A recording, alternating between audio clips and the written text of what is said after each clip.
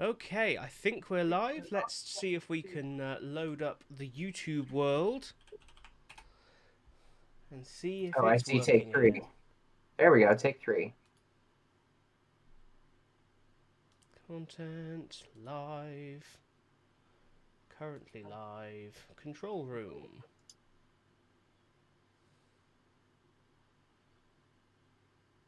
Hey! I think we're Huzzah! back. Hi, Bloody hell. Phil. Sorry about that, everyone. That's it suddenly occurred to me that we usually have two internet connections. Boring story ahead. Leave if you don't want to hear about Tom's internet situation. We have two internet connections coming into the house. One is a kind of Virgin Media one that we're just waiting to run out.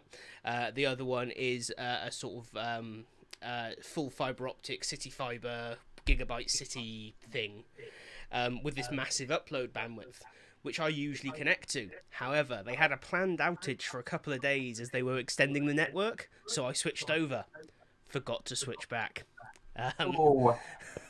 so my wife is downstairs uploading huge amounts of Evolve-based e-learning content, um, and then I'm trying to stream at the same time, which is probably optimistic. So we are now back Did on I a know good that your internet wife was in connection. L&D? I don't think I knew that your wife was in L&D. Yes, yeah. Earlier, she's always kind of helped out, and she's always wanted to get involved. And middle of last year, she finally reached breaking point with her awful job, and came and joined Evolve. Um, and since then, she's just spent pretty much all her time, to be fair, learning Evolve and just absolutely smashing builds out in it, which is Cool. fantastic.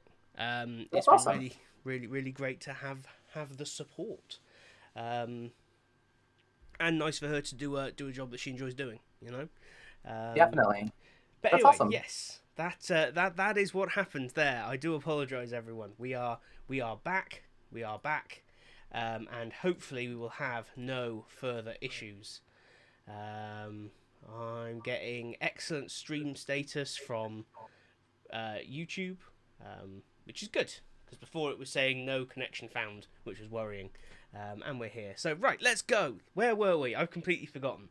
I don't remember. We were talking about AI stuff and Synthesia and well set Yes. and future proofing, and eventually we are going to get to whatever topics we actually want. But happy Mm, 2022. absolutely. So, yeah, so I think AI is going to be an interesting one for voiceover because it's just not going to be the whole story. I don't think it's not good enough yet on its own for everything. But as we were saying, I think there's definitely some spaces for it. Your example of software is spot on. Yeah, Software it's training, great. I think it's Look at that. I'm still swooning over the Logitech. No, going out of focus and then coming back in focus oh, within 20 minutes.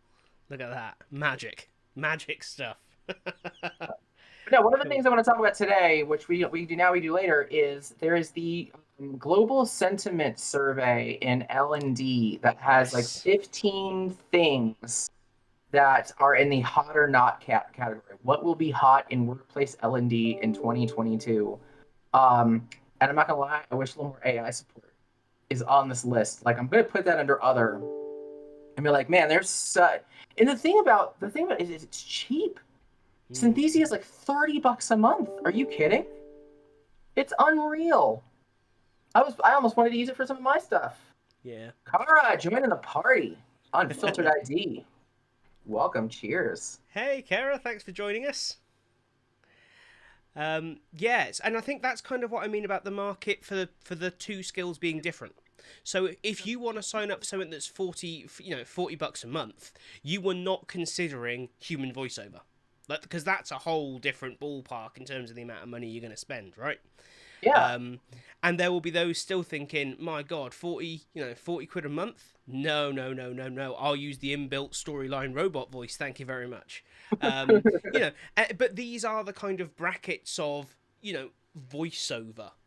We often just think of it, voiceover is all the same, but in actual fact, we're talking, we're talking pretty different markets. Um, There you go. Joey, you're getting schooled in the comments about name pronunciation. It's, Fair enough. I'm sorry. I'm sorry. it's all right. For years now, I've been telling him, look, Joey, it's Matt. My name is Matt. But it's Tom. Every time. So I've just embraced it. Um, it's he just doesn't listen. No, it's on my list for this year, 2022. Listen, Cool. Well, if you're going to I know listen my to wife has anyone, put it on the list. if you're going to listen to anyone, care is not a bad way to go. So This is yeah, true.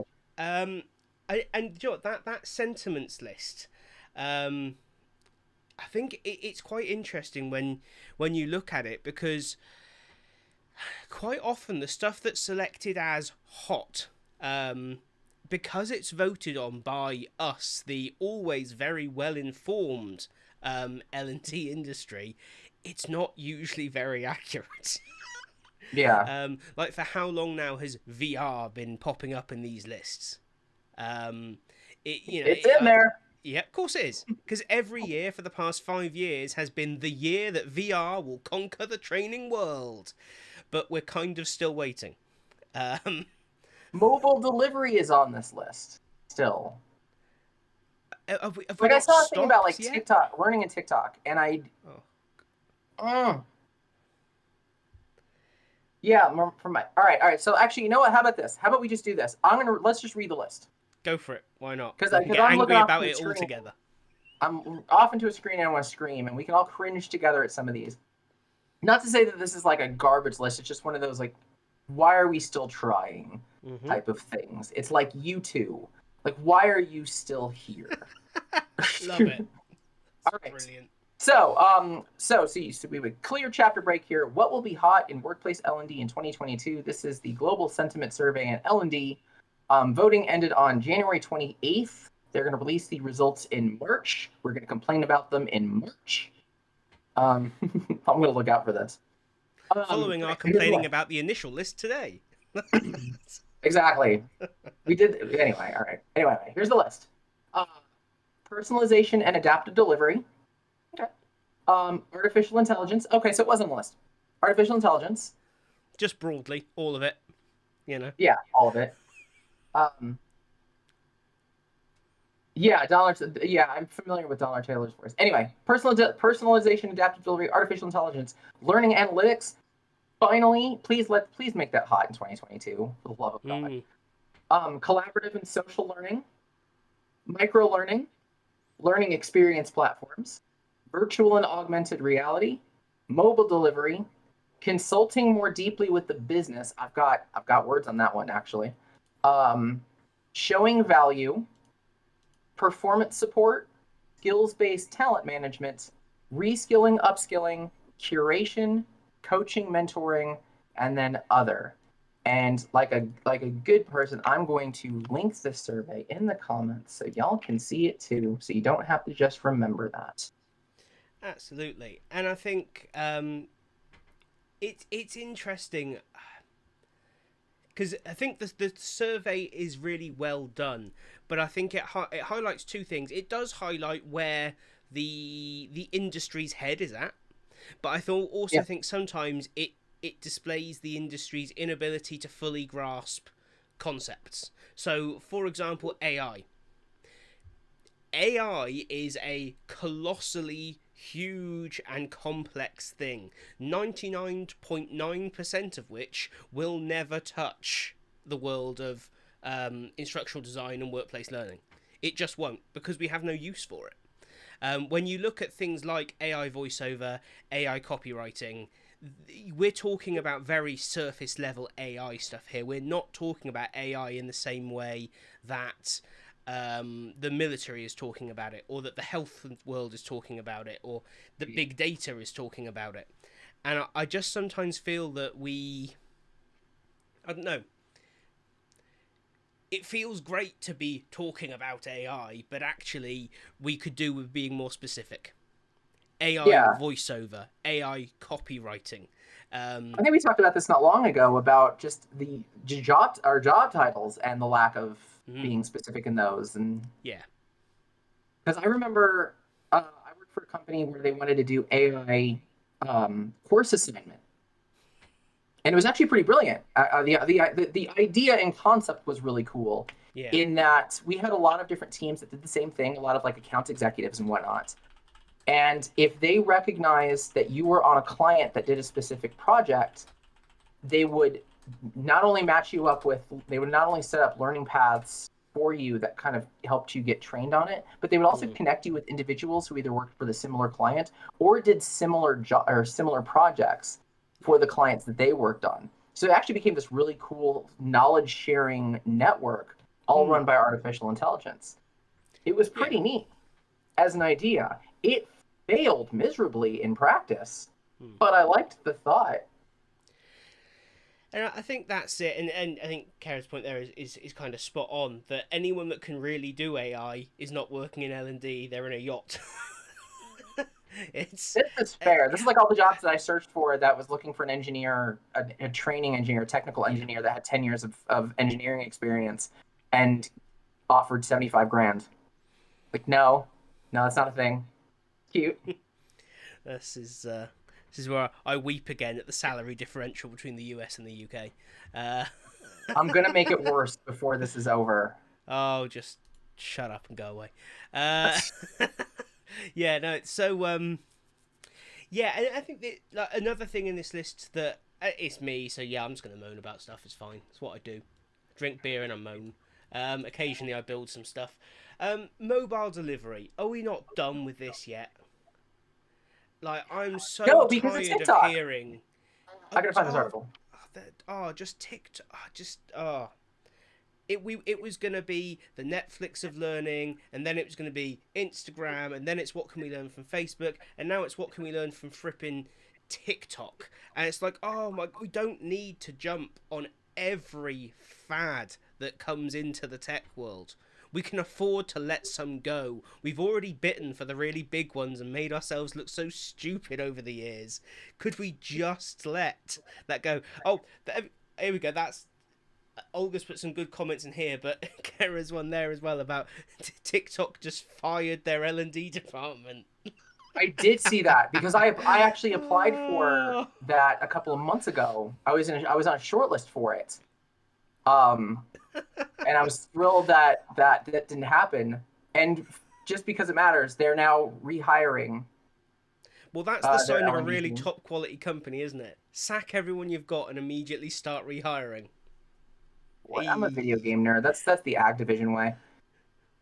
Not for much longer. Not now they've been bought. Now that was a purchase. That's a hell of a purchase. There we've been talking about, couple of million on an e-learning company, 10 million, and then Microsoft's just like, no, we're buying Activision Blizzard King. Boom, mic drop. Take that, Sony. Right? And Sony responds by going, well, we're going to buy Bungie. They're like, yeah, okay, cool. No one cares. But, I mean, Olg's got a couple of points here, actually. Guess the use of AI is driving the need to... do you just want to continue content dumping? Yep. Do you want to make a difference? Probably no. Yeah, I think that's an interesting kind of question around, can AI do any more than content dump?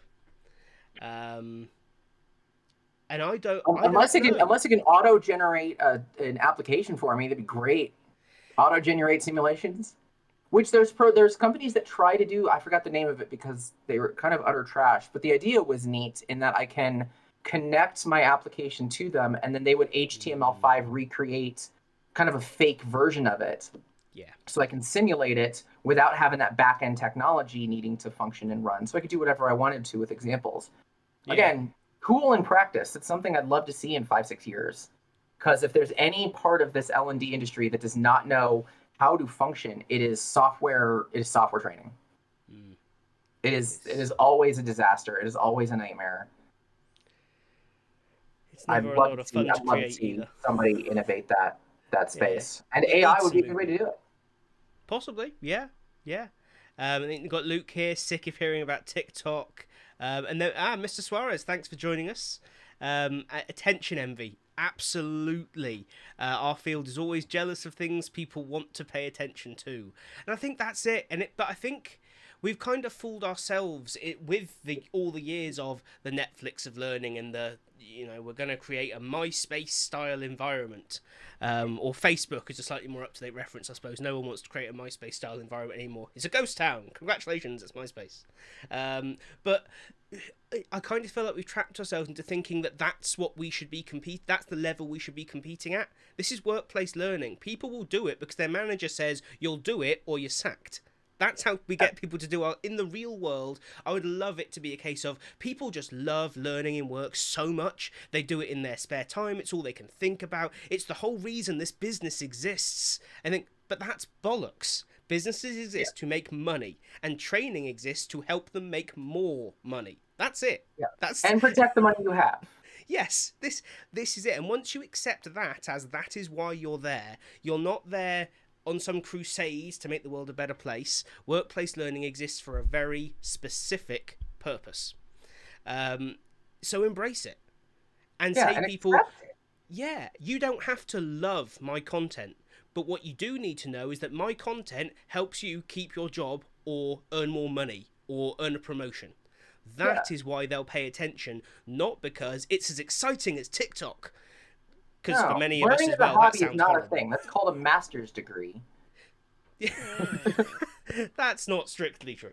Okay, I know, but I figured I'd take the cheap jab. But all this stuff I'm looking at this article that's literally called "TikTok as a Corporate Training Support Platform," and this guy is gushing over this micro tip for Excel, and I'm like, when am I going to want to proactively choose to do that? Yeah. Let's throw out the value for a sec. Let's talk about the motivation. If I'm stuck on a bus, I'm not gonna look up micro tips for Excel.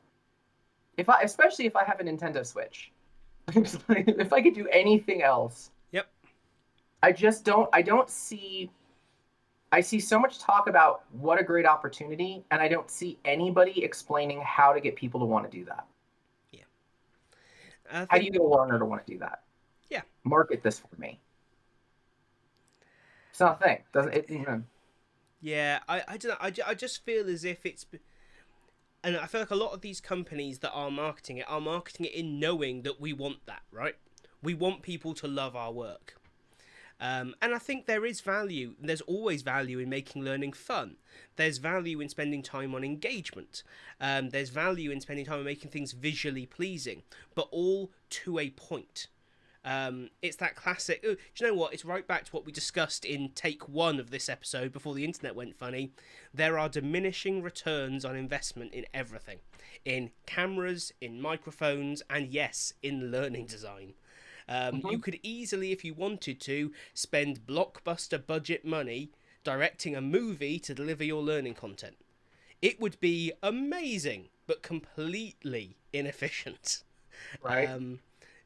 Whereas in fact a half-page PDF might nail it for what your the Excel formula one is a prime example.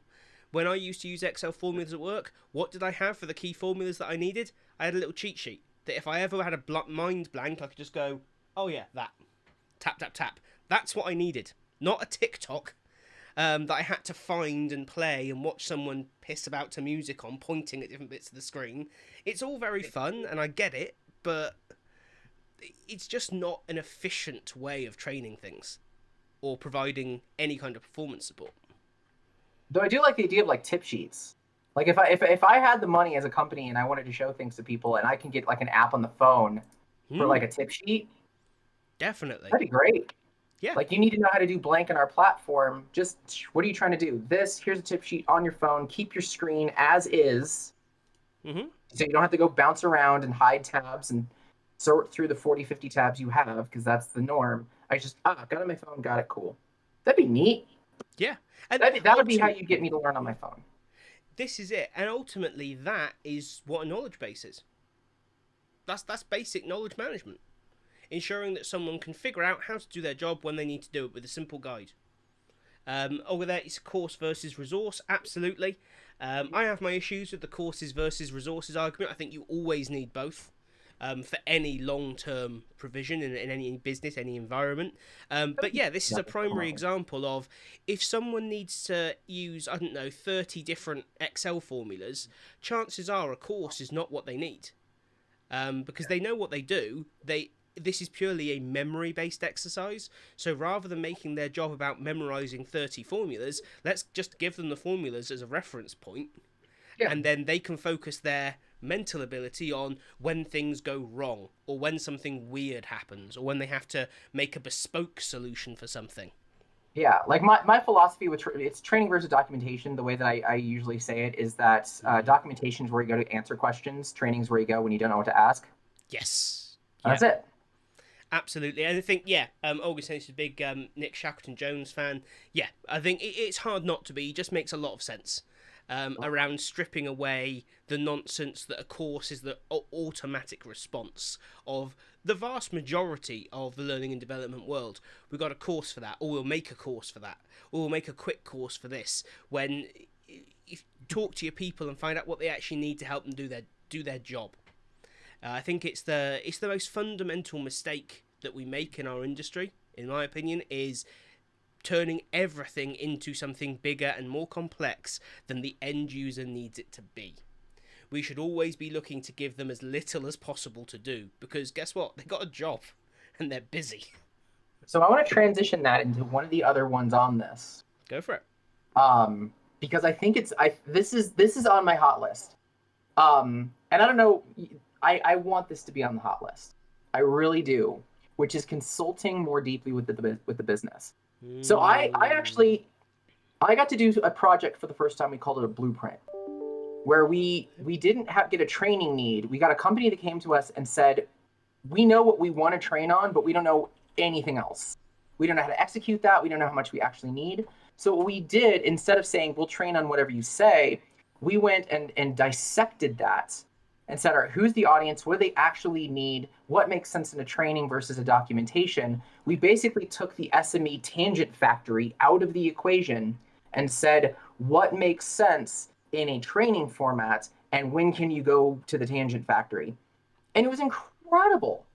Oh man, we were told this was going to take 10 hours. They wanted 10 hours of training, because that's what SMEs, that's what the people who created the product knew it would take them to teach somebody everything they wanted to teach them. We cut it to 45 minutes after we cut through all of that. We had a 45-minute training and said half the stuff you would spend hours on is literally just a document. And because we had the opportunity to share that insight and share our vision and share how it all worked, they bought into it. They looked and said, that makes a lot of sense, as opposed to just train it and go. It was incredible. I want that to be on the hot list. Yeah, I think it has to be. And I think there is a growing realization that L&D can no longer wall itself off from either from the rest of the business or make itself part of HR. Those have historically been its defences. Either it's a standalone pillar of the business or it's part of the HR bubble that exists separately. Yes. And I think anyone now who doesn't see the problem here is desperately trying not to see the problem. Without understanding your business and business in general and the field and your people, you are doomed to create ineffective learning. It really is as simple as that. One right below it is showing value. So that's and actually it's not showing value. That's actually learning analytics. Because I can convince you everything you just said without showing you that any of it's true. Yeah, very true. Very true. So that's what learning analytics is for. I hope that's what they mean by learning analytics. Yeah, I'm sure it is.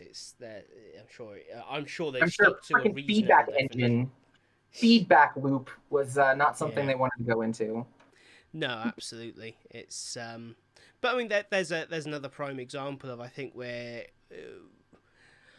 at times we're stretching the skill set a bit with analytics.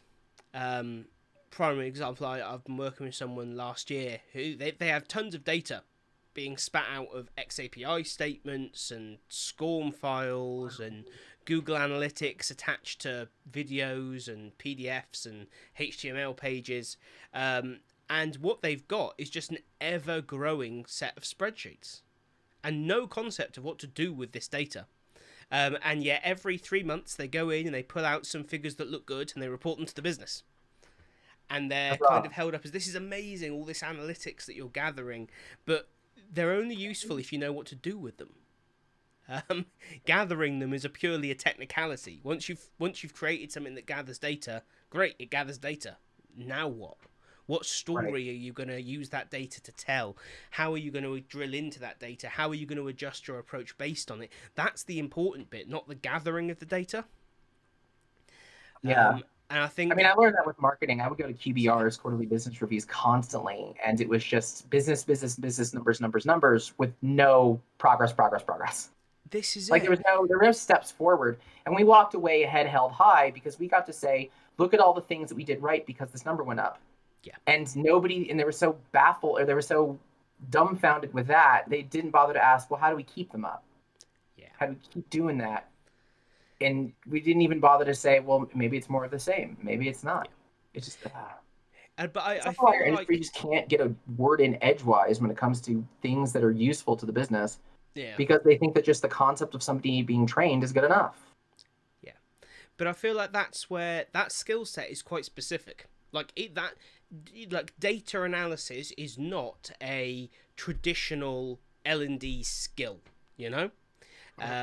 So I would really love to see over the coming years an increase in the number of L&D departments or teams or whatever it is within a structure going, we're going to hire a data person or a data team, depending on the scale and scope and all this kind of thing, whose sole job it is, from an L&D perspective, to drill in and examine data and figure out what's working, what's not, and for that to just be what they do. And they inform and they support the wider L&D function. Like that to me... Oh, sorry, go for it. I was just to say, tell me if you have a quarter jar for this. Because I do. Example from a meeting today, people aren't logging into the system, so it's a training issue. Immediately came on mute and said, training isn't standing up for people and holding them accountable. Love it. That's it. That's, yeah. I mean, it's a classic example of the business deciding what is and isn't a training issue with absolutely no understanding of, well, anything. Do we not understand it? It's a training issue. I posted a tweet earlier in the week after a particularly bad late night call, in which something like being told how to better serve learners by someone who's never designed or delivered a course, module, or class. Wait, is that the name? No, so that was just my experience of that evening on that call, and I kind of posted it out of a bit of blind frustration. That's yes, but there we go. You got a future in voice acting there, Joey. That's the ditzy business executive. That's it. That's coming up next month. The ID sketch show. What do you want to do with the budget? Shut up! You're not going to give it to me anyway. Well, yes, there is that as well, isn't there? But yeah. So I think having some, if not specialist people, then existing, I don't know. Again, the trouble is, it's like everyone in the average L&D role is already so snowed under. Everyone is already stretching their skill set so much further than traditionally you would want to.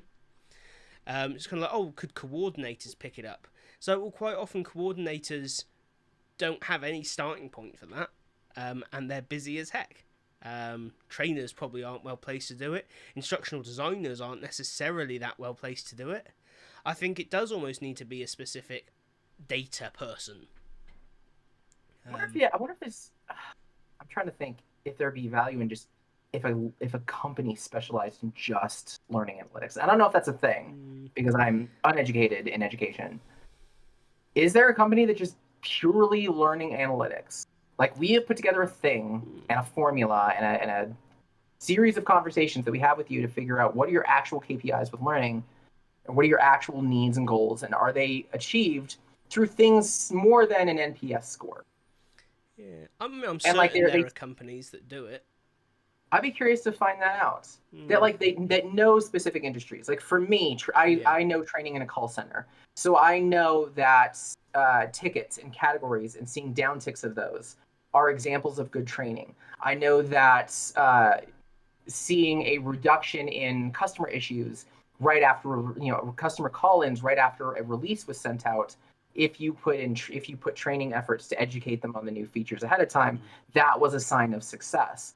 Yeah. um Stuff like that, like software, all this feature was never used before, we put out training on it, um and now we have it. It's almost actually like a marketing company. I don't know why I'm calling it learning analytics. It's learning marketing.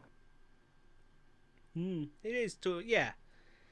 Yeah. I Seems guess like it I'm is going to a to point. Yeah. consult, but not one where it's their main focus. Yeah. And I guess that might be sufficient. Um, Wait, there is a company that does that. and Olga makes a good point there. Is that maybe LRS providers could offer those kinds of services? That would be really interesting. You would need to set up a lot of stuff to feed back into the LRS to get the sample size that you want, but it could work. And obviously, there is the argument here that you could go to your kind of internal, assuming your business has one, you could go to your internal business intelligence team. But certainly, my experience of that is they're tapped out. Like the business is always over asking on what that team is going to be doing. And so training is not a priority for them, let alone training analytics when you're probably not sure exactly what you want at first. But yeah, I don't know. But I Yeah. certainly think one way or another it needs to become a much bigger priority in terms of rounding out a learning department skill set. I think needs to include that somewhere. There's a company, I think it's out in the UK, that actually specializes in this. Oh, Oh, I think I who is remember it? what it is. I think it's Yeah, no. Moss Marketing. Yes, MAAS Oh, Marketing. okay, yeah. So they focus on the marketing of learning. Yeah. Yes. So I'd be curious to talk to them and be like, because part of that marketing is knowing what to do with the data, so that way you know how to market better. Mm. I gotta go bug them. We had a chat once. Yeah, they're really friendly, really friendly. They've lovely ladies. I think I want to say it's a lady called Hannah works there, but I can't remember. Ashley Sinclair. Ashley. Yeah, there we go, Ashley. I knew it was an A, but I was getting lost after that. Terrible with names. It's not good, is it? But yes, so that's yeah. I think it's an interesting topic, one that we need to learn more about. But again, it's kind of difficult to know where we go because inherently not an expert in the field, right? That's I don't know. I just know we need to do it. That's Yeah. Well, I mean, I've got 15 years of marketing experience, and I bring that into L&D by saying not only do I get people hooked on the topic, but I give them something mm, to go away with, so they know that we were valuable. So when we do something again, they know to come back, um, and that's not going to be a waste of their time. yeah, So I'm gonna look into that.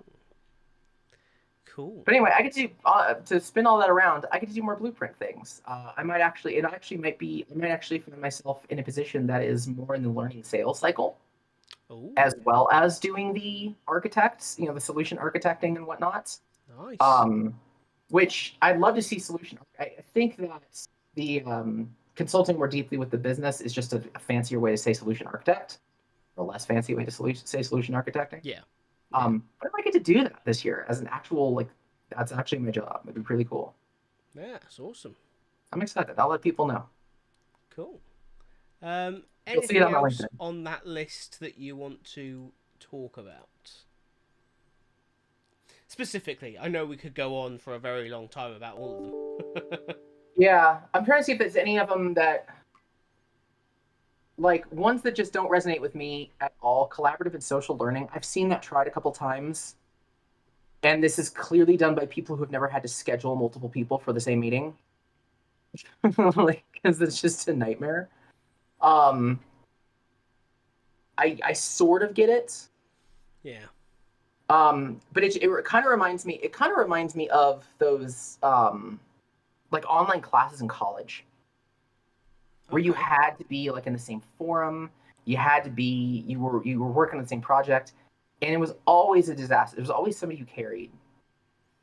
Um, and it never felt like learning more than just knowing who to babysit. Yeah. I struggle in that one. Learning experience platforms. I'm gonna say not, but it should be. It should be Um, better. yeah, I think that's an interesting. There's an interesting one here just to round off the marketing point. Not sure if everyone has seen it, but Kara's brought up Mike Taylor's presentation about how L&D would sell a hamburger versus marketing. Oh, And I look into obviously, that. yeah, L&D sold it with some bullet points about the hamburger, and obviously marketing just showed us a big old photo of a burger. Um, that's it's scary how all these years L&D's been like, oh yeah, we've got to learn from this, we've got to learn from that. Still using bullet points instead of a picture. Um, it's a real open issue there, I suppose. Take the Um, picture. Online discussion where front two classmates. That's how real. Yeah. yeah, it enforced conversation is probably not the most effective way of doing things, right? I That's find that a funny flip because a couple of years ago when I started my career, we did classroom training and we were just moving into virtual and just moving into you can sit at your desk. And now we've wrapped around to maybe that was too lonely. yeah.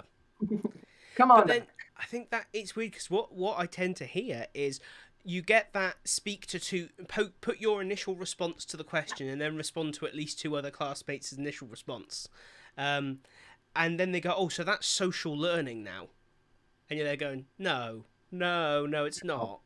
That's forced It's conversation. yeah, That's that this how's the is weather on date 3. yeah, this is it.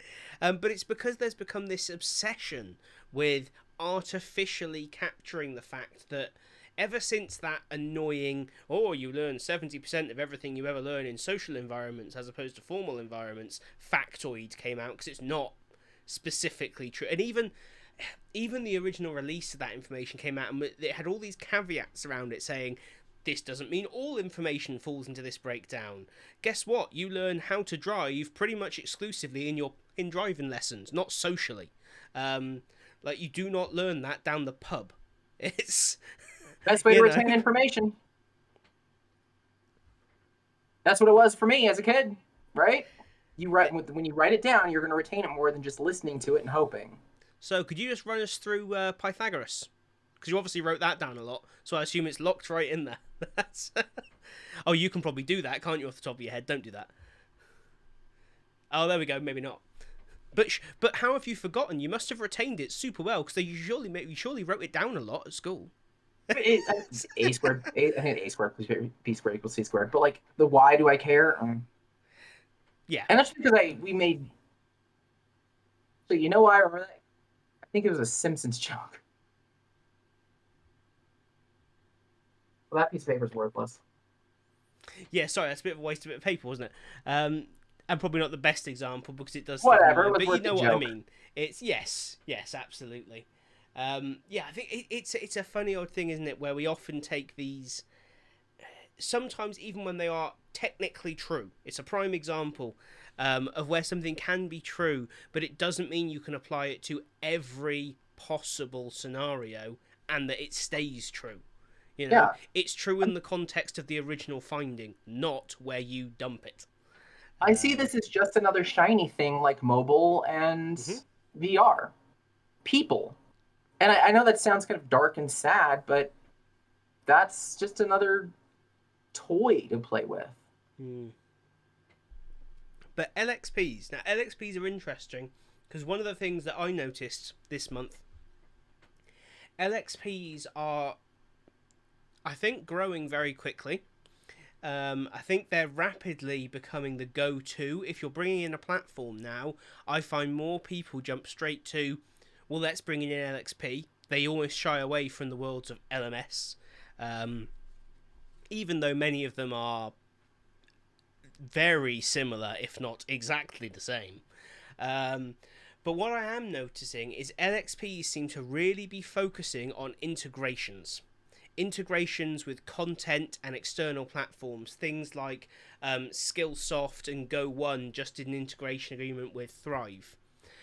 You've got the e-learning brothers just buying everything they can get their hands on. Yeah. I think who have they taken on? They've taken on Origin Learning, and got. I saw an article about the actual figure. What was it? $54 million investment. Jeez. And with that, they then went out and purchased Rehearsal and Learning Origin in this kind of sweeping expansion.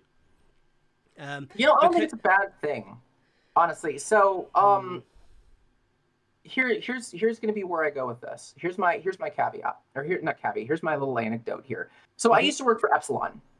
okay, yeah. Epsilon is data market, and now they're Publicis Group, which is what Europe will more connect to.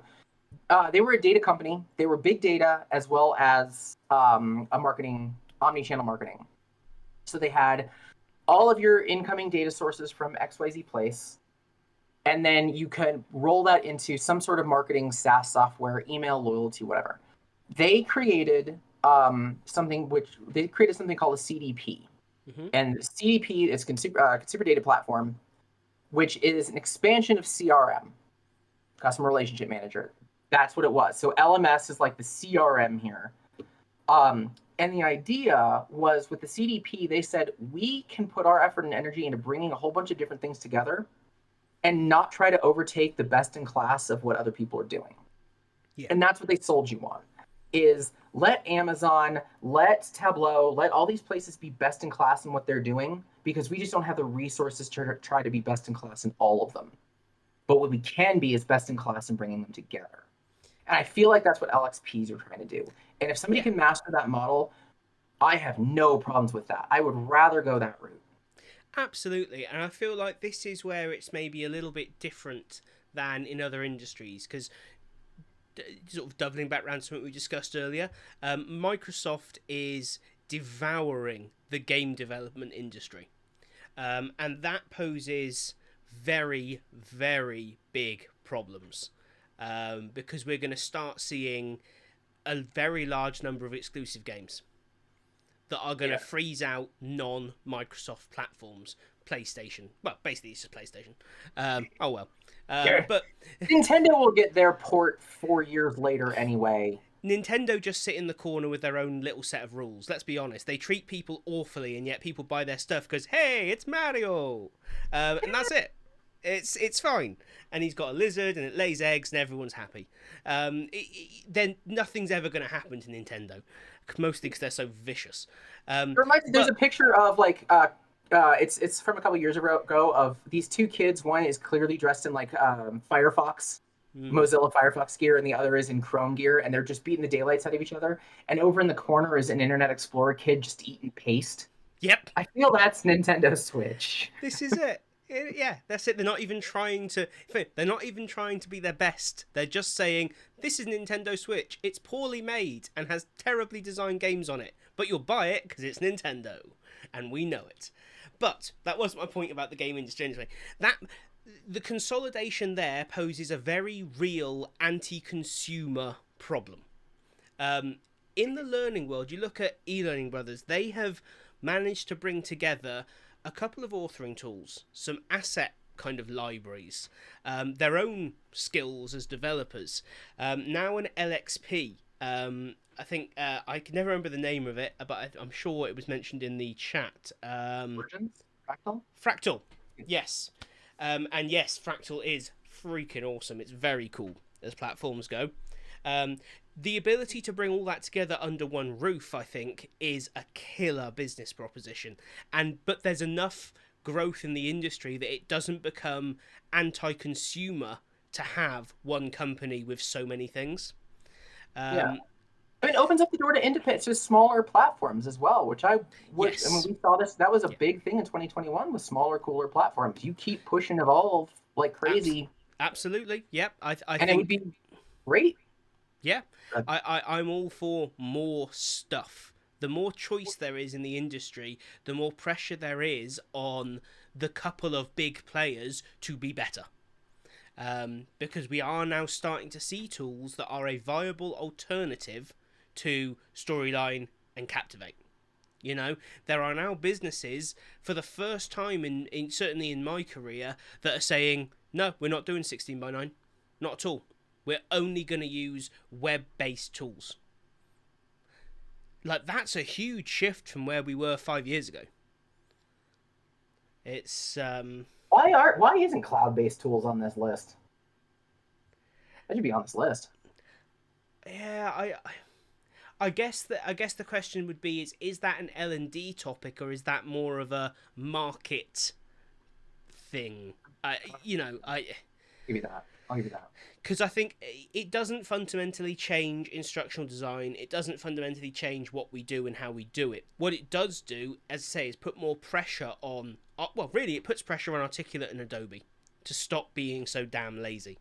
I'm just going to put that in other. Pressure on Articulate and Adobe. Yeah. That's another. This is it, and that's what we want, and that's why, like, I'll use Pebble Pro as a prime example. Now that tool has the feeling of it's super MVP. It's got a long way to go before I would use it for something I would release for a client. I did that demo, by the way. Yeah, I remember last month. I think I got introduced to it. I did the trial. That thing's nuts. Yeah, it's got loads of cool stuff in it. But everything is not quite there, in my opinion. Like, there are lots of little weird things, but loads of potential. It reminds me of where Evolve was a couple of years ago. Like, almost there, but not quite ready to take everyone else on yet. But that's great. If progress is made, because we've seen that in Evolve, where they weren't quite there, and now they are taking them on. They are taking market share. We've seen that in, I guess, platforms like Elucidat. We don't talk about it as much because it's so freaking expensive. You have to be a big business to get it. But among the businesses that can afford it, it's really popular. So, that's great. Because all these things will put pressure on the big partners to be better. To offer better support, to sort out their crappy platforms, to maybe stop just piling rebuilt code on top of old code and to start from scratch, which would be lovely to see. To try to do something that actually helps quality of life. Here, I'm going to interject with a 2-second tech update. Nobody did anything because of code freezes, except Articulate added 360 support again. Oh, good. They did more shit. That's it. That's my tech update. Well, it's good to see they're really focused on the important stuff. Maybe one day they'll sort out text alignment or something like that. How do you screw up a text box? I bad. It's just give the control back. That's all. You can even leave it to default to its crappiness, but then let me change it. Let me go in and fix it manually. Even Adobe does that. Even Adobe lets me go in and fix my spacings and the kerning and anything else that I need to go in and fix after the fact. But nope, not Storyline. Yeah, that makes some of the stuff I do for IM real tough, by the way. Yep, I know. I do like 6 lines that look great in Illustrator. This looks amazing. No. Takes up half a page. I can't do anything. Yeah, no, it's the minute adapt makes installer. You can't change that. Oh, Morgan, I could not agree with you more. The minute adapt make an installer, that will win it all. And you do not. They came so close. They came so close to investing the time into an installer. For those who don't know, obviously Adapt, it's an open source authoring tool. It's fantastic. It's what everyone should be using, except you can't because it's not in any way user friendly. It's pretty rough. You install it via the command line and a GitHub repository. It is fantastic, and businesses do use it, but it's all manual. So it's a bit of an uphill struggle. But if they ever got to the point where there was just a download here, double click to install option, I mean, it would be a killer. It would be an absolute killer. And then, I think Joe spot on there. Articulate motto: you can't change that. Yeah, that's yep. They took it to an extreme with Rise, though, didn't they? Let's be honest. I'd quite like to move this. No. I'd quite like to resize the. No. could I have a different menu? What do you mean a different menu? This is How dare perfect. you? Why would you possibly want to design your learning to be more effective? You will have Rise, and you shall be grateful for it. Someday. All right, so let me Yes, ask indeed. you. Go Let's for it. ask you. All right, you've got there are 15 options, and respondents are asked to choose 3 of them. Ho, ho, ho. What 3 do you pick off of this list? And I'll put this in the comments again, just for the people who have joined us, because we've got a decent number of people in chat. We're Yeah. specifically talking about the Donald Taylor's Global Sentiment Survey and L&D. This is what we've been chatting with. So if you're just joining us, I'd love to hear your 3. What are your 3? So I would Hot go. or not, or what will be hot in the workplace? Yeah. So I'm going with personalization and adaptive delivery, curation, and coaching and mentoring. Um, All yeah. right, Yeah, I'm comfortable with those. comfortable with those? Yeah. I would I'm trying to stand feel like, by do I that. pick ones that I felt should have been on the hot list like ages ago? No, Well, I'll yes, see. there is that argument. Yeah. No, I'll see what will be hot in 2022, and I'll try to get away from what I think should be.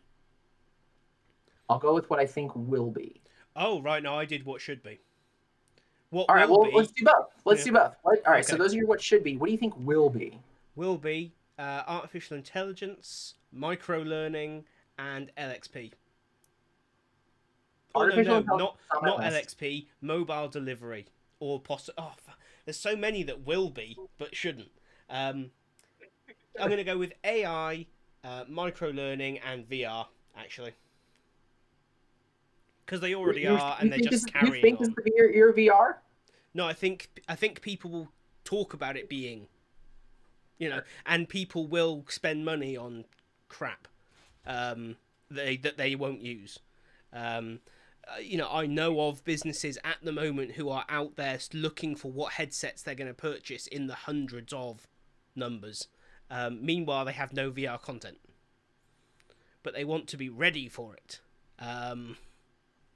It's All right, I'm gonna go with AI. Is AI is on my list just because it's so accessible, which is something you can't say about even mobile, but you definitely can't say about VR.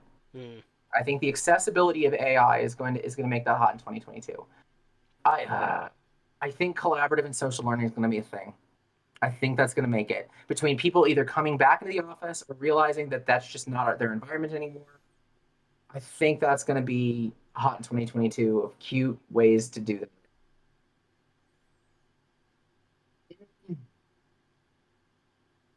I'm going to go reskilling, upskilling.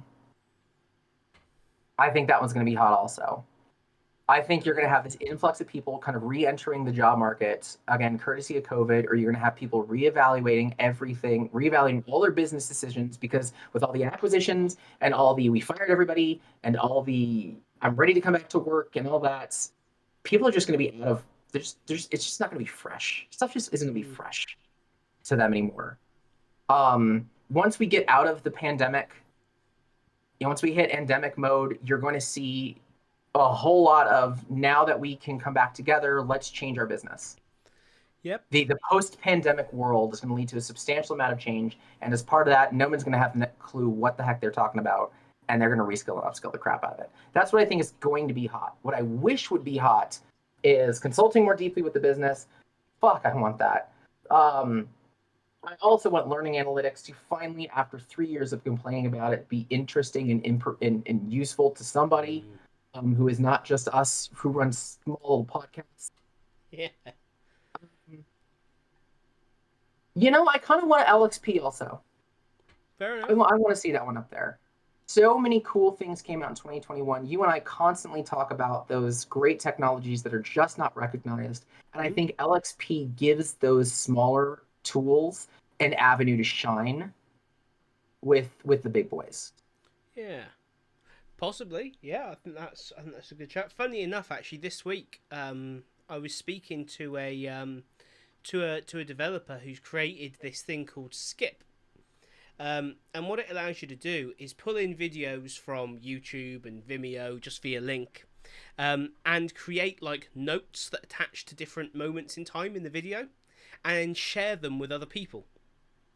So it's like a video reviewer, Kind of, yeah, but but you more get to aimed scrape at, content.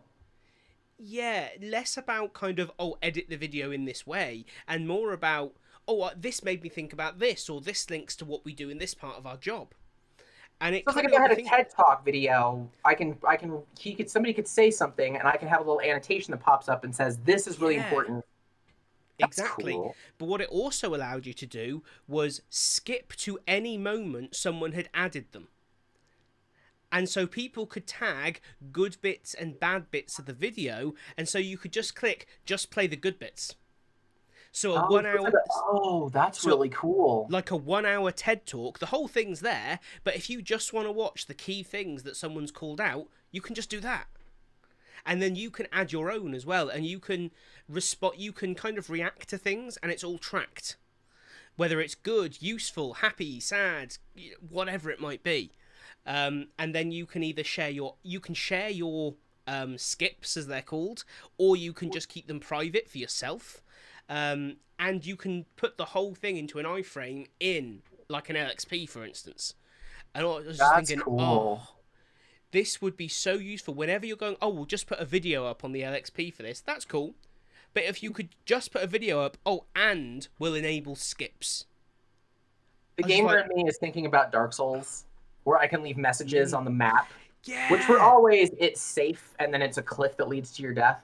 Um, it's still that social Yeah. aspect of being able to come together and be like, hey, here's a moment that you could explore, and I've got a little note for you on how to. Yeah, this is it. Yeah, I That's think, so cool. again, it's Frame.io for video. I mean, I've got a whole thing about Frame.io. I hate it. Even more since Adobe bought it. But yeah, it's less aimed at video editors and more aimed at consumers, because it's about putting it out there to share. So you would just share them freely. It's not so much for an internal review tool. It's actually it's I'm trying to remember the URL because it's free to use. Like at a basic level, I want to say it's .com maybe. Let me find. Yeah, let me drop a URL in here because to just try it out is like free. The guy's built it on his own, and I just think it's such a cool idea. Like, it's new and it totally needs, stuff adding and refinement and all this kind of stuff. But it was just such a cool little concept. Like, it's not an authoring tool or a platform. It's just a little online tool that you just add a little bit. And I think when we're talking about kind of connections to an LXP, and this is the kind of thing that I would connect to an LXP and go, yep, when we put a video up, people can create skips for it. Brilliant. Or I want to put this TED talk up, but it's an hour long. Well, I'm not allowed to edit it because I don't own the content. If you're embedding a TED talk, you should embed the whole thing. That's totally fair. Those are the terms under which they allow you to embed their content. So I put the whole thing up, but I flag the key moments that I want a learner to look at. If they've got an hour to watch the whole thing, fantastic. But let's face it, they're not going to. So instead, I've given them the just watch the good bits, which is maybe 15 minutes of content. That's so cool. I think Free, so. low limited content, create your own channel, sell a private trip. That's free. Yeah. $5 a month lets you import chapters and do private scripts. There's an analytics dashboard for Lord only knows, but... And here's something that I loved the most. To sign up, you do not need to give your email. Oh! Yeah, I just noticed that. Yep. He has no interest in mining your data. Ow. It's... it was that... Because at first, when you hear free internet tool... you do kind of go, oh, here we go. How many thousands of people is my email address being sold to the moment I sign up? Nope. It even offers you, when you're signing up, a button you can click to create an entirely random username. Anonymous user without email. Yeah, this is it. It's just, it's been created. I mean, talking to the guy, I mean, he is so passionate about the tool. Like, he's totally a developer type. Like, we had a great conversation about how we're both terrible at user interviews because we're just like, oh, hi, it's another person. Right. This is the But thing. man, But it's so freaking awesome. And I should so point much out, comedy. he has in no way asked me to share this. He asked for some general feedback about the tool and what I thought about it. But we were just talking about things you would integrate into an LXP, and I just thought, this is the kind of thing that I want in the market. God, wouldn't it be great to take all those freaking presentations from sales and Yep. IT and those half hour and 1 hour talking head webinars and just be like, you want this, you want this, you want this? Absolutely. It's I think this is the kind of tool that we want in L&D at this point. We don't need the next storyline. We need this. We need tools like this. Expand that and doing it real time. Mm.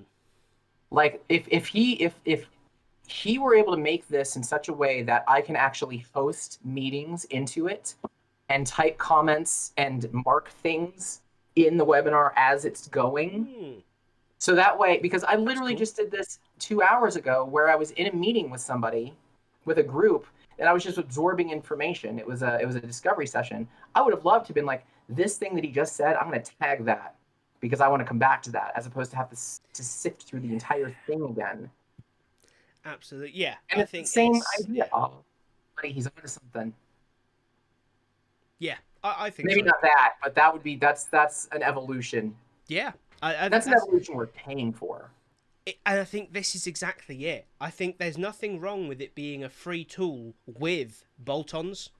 Even then you can see he's kind of thinking about analytics and how do you use the data that you gather about your people.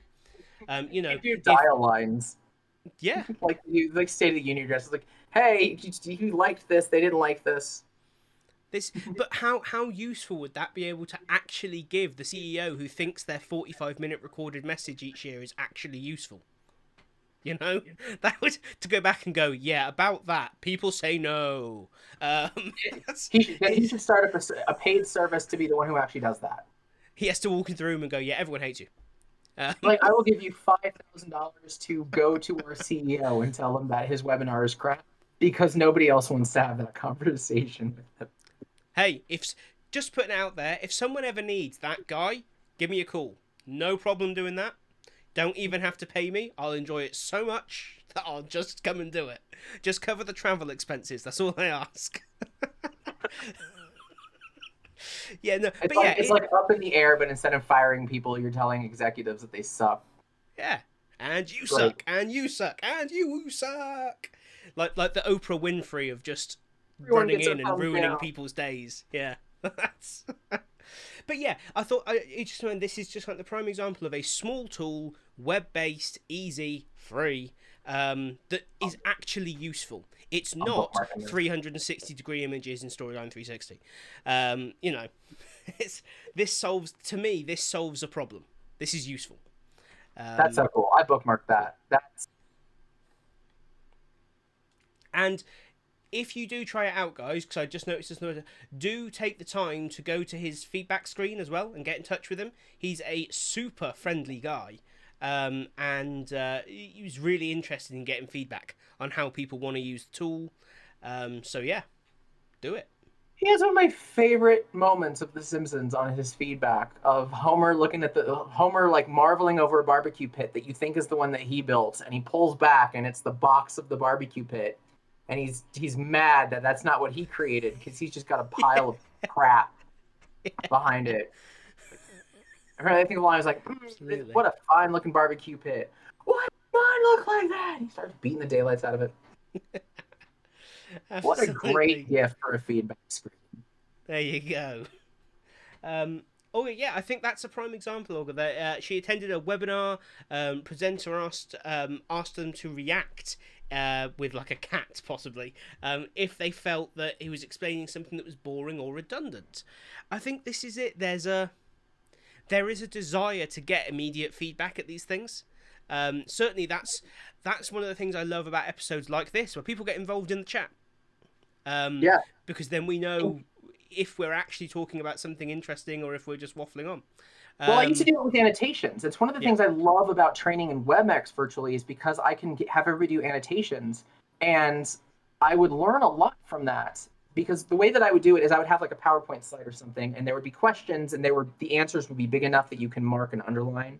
Mm. And I would say make some sort of mark next to the answer that you think that it is, and I can tell whether or not people needed a break based on what they did with that moment. If you got like the underlines and the check boxes and whatnot, I was like, okay, we're fine. Towards the end of the day, circle, circle, circle, circle, circle, smiley face. They would start drawing. They'd start going to town. I was like, okay, you're getting a little loopy. Like I love that instant gratification, or not that instant, that instant feedback that you can also kind of gauge where your audience's head's at. Just maybe it's not repetitive, but maybe they're just done listening for a minute. Yeah, I absolutely. love it. I love that stuff. Cool.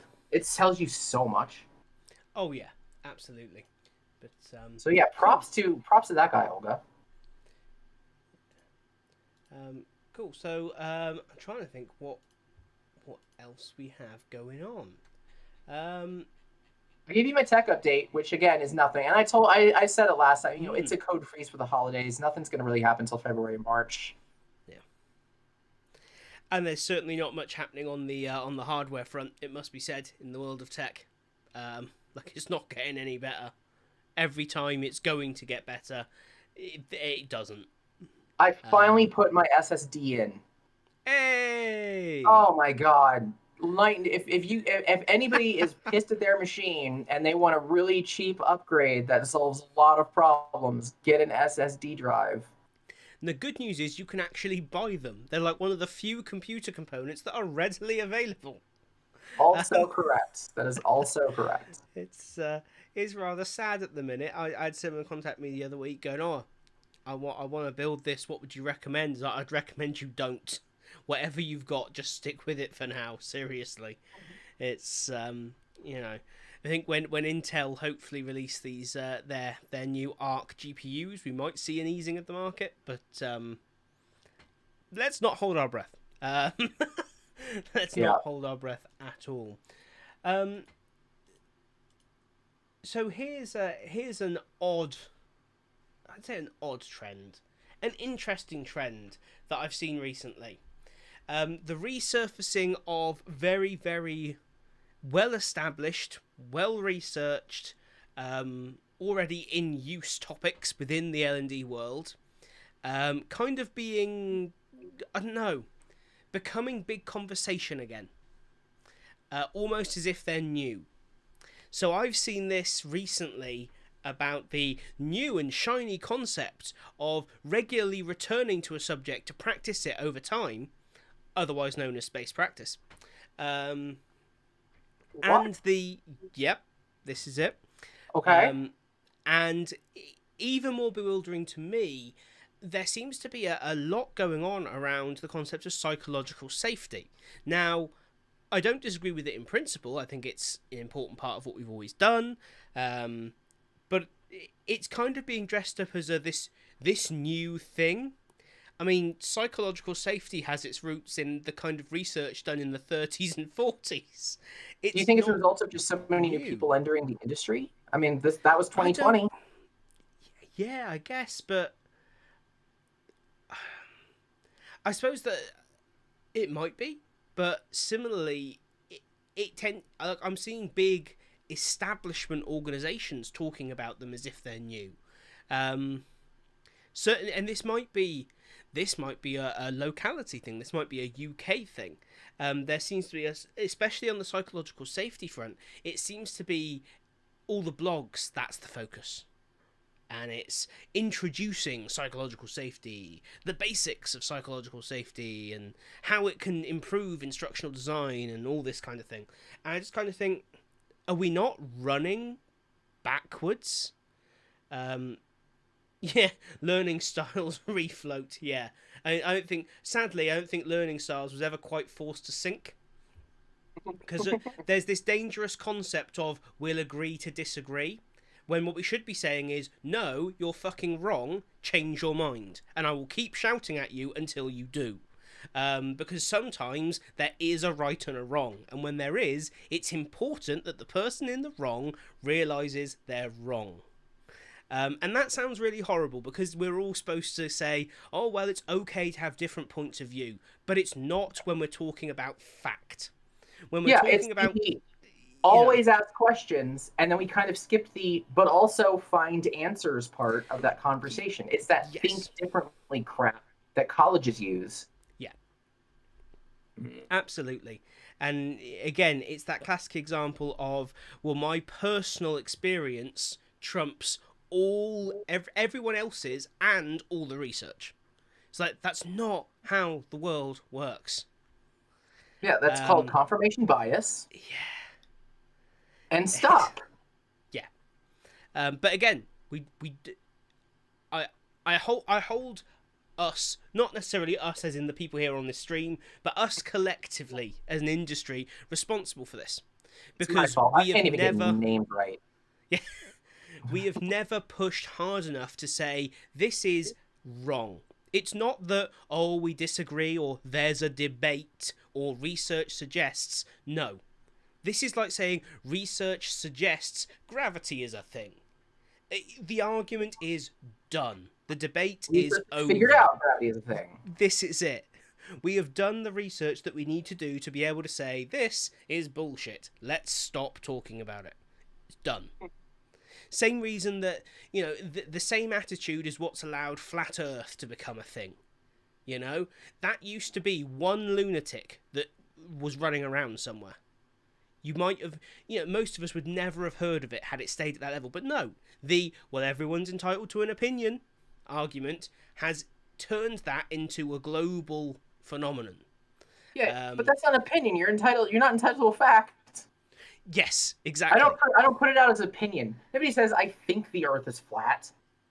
They say I know the Earth is flat, and here's proof that doesn't exist to try to convince you that the Earth is flat. That's not an opinion. Yeah, and any proof you show me is faked. It's faked by big NASA selling their globes to schools. There's tens of hundreds of dollars every year they make off that lie. Totally that's what we need to bring back. Globes. that needs to be hot in 2022. That was maybe that's it. Just the acceptance of facts. That's what should be on that list. Yeah. But I think that is slightly different to these other things because no one was. Well, maybe some people were. I don't know. But there was certainly never a movement around psychological safety isn't a thing and blah blah blah blah. It has always been a thing, but it just seems to have. I don't know. Interest in reading about it seems to have rocketed to a point where it's being viewed disproportionately to what it is in terms of the L&D space. Like, it's an important consideration, but is an in-depth technical academic understanding of it required to be a good instructional designer? No. No. It's a bit like all the things that we take from whether it's neuroscience or whether it's psychology or different branches of different sciences. We take the therefore we should part of the sentence. We don't take the whole degree, And I just worry that when these topics come up with the strength that they do now, they become an unnecessarily large focus of people's development.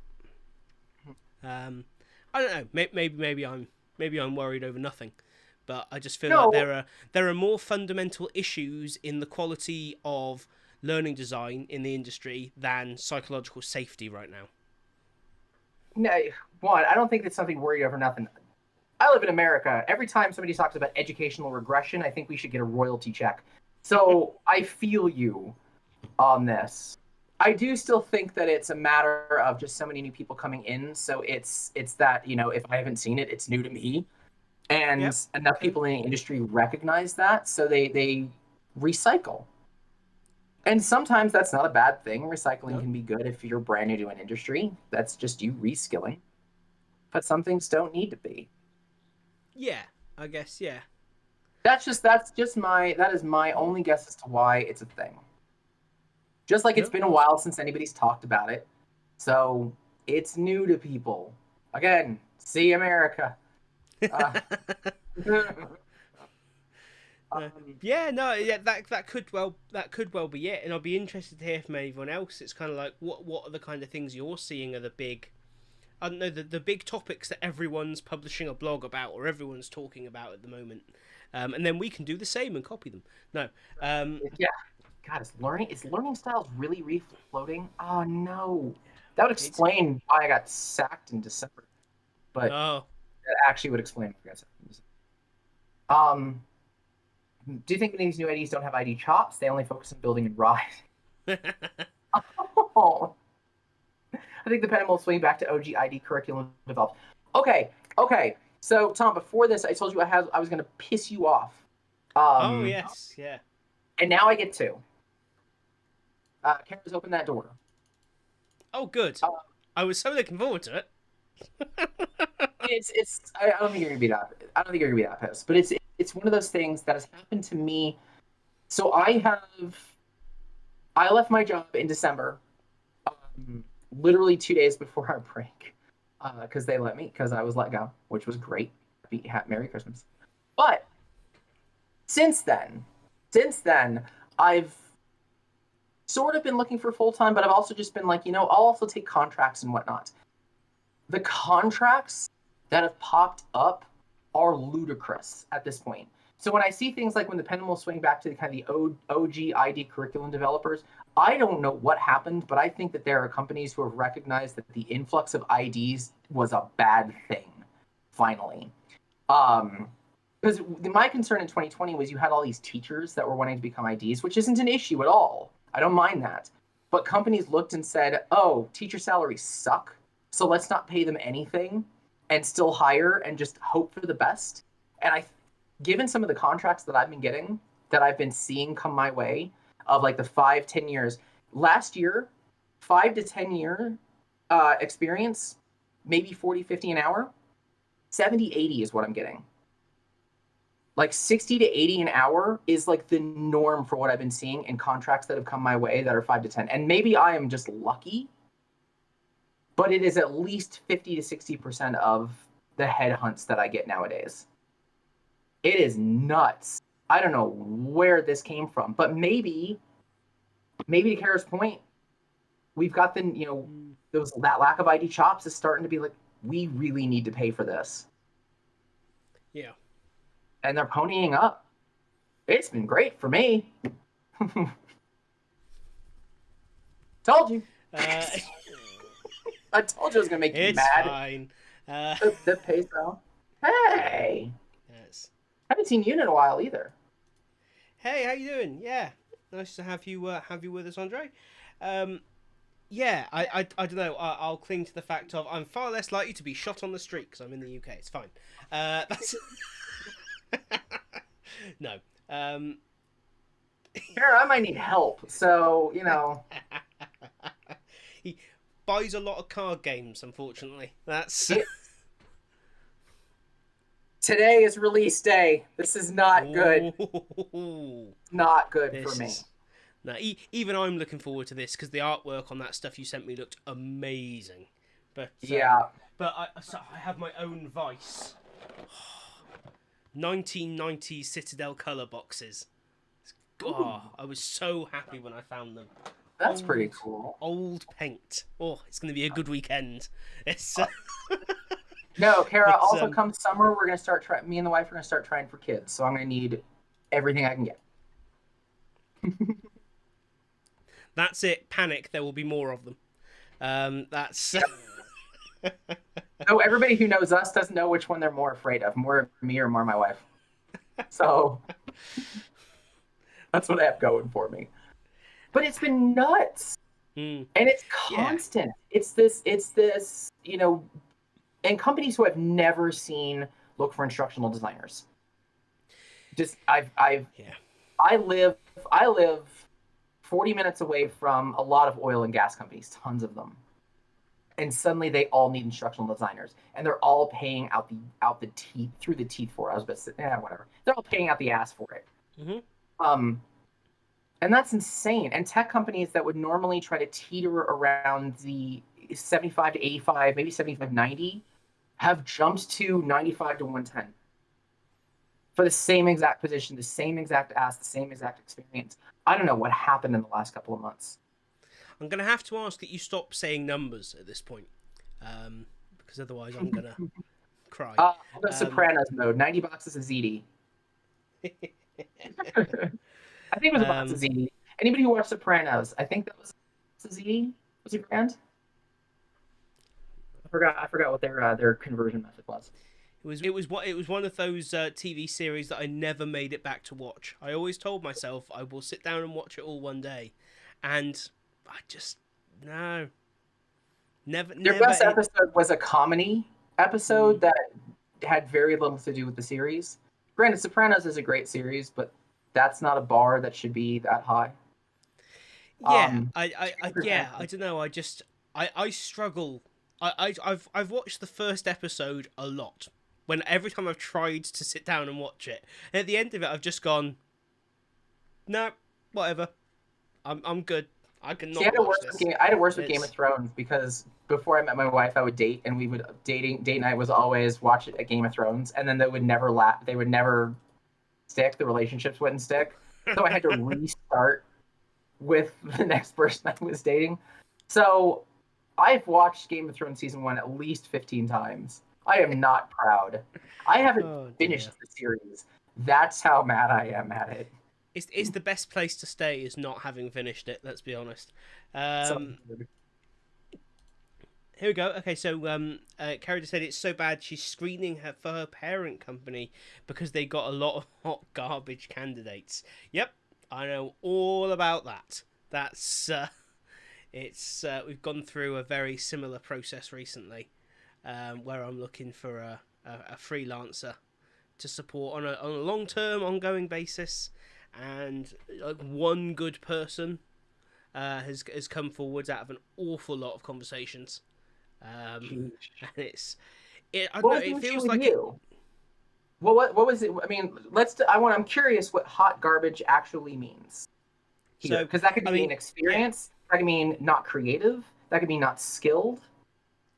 So it's to me it's a number of things. I mean, Karen, let us know if you can share more details about what you're putting into that group. But for me, it's the initial thing is overstatement of ability. So can you create and edit basic graphics? Yeah, totally, I can. No. Word art doesn't count? No, it doesn't. Can you so here's the basic idea, go forth and build. No, you've built exactly what we sent you. You need to get a bit more, sort the problems out yourself, kind of thing. What else have we had? We've had more than anything, I've got to be honest, and this part of this, I kind of have to check myself in my head that I'm very lucky to have worked with very good people for a lot of my career.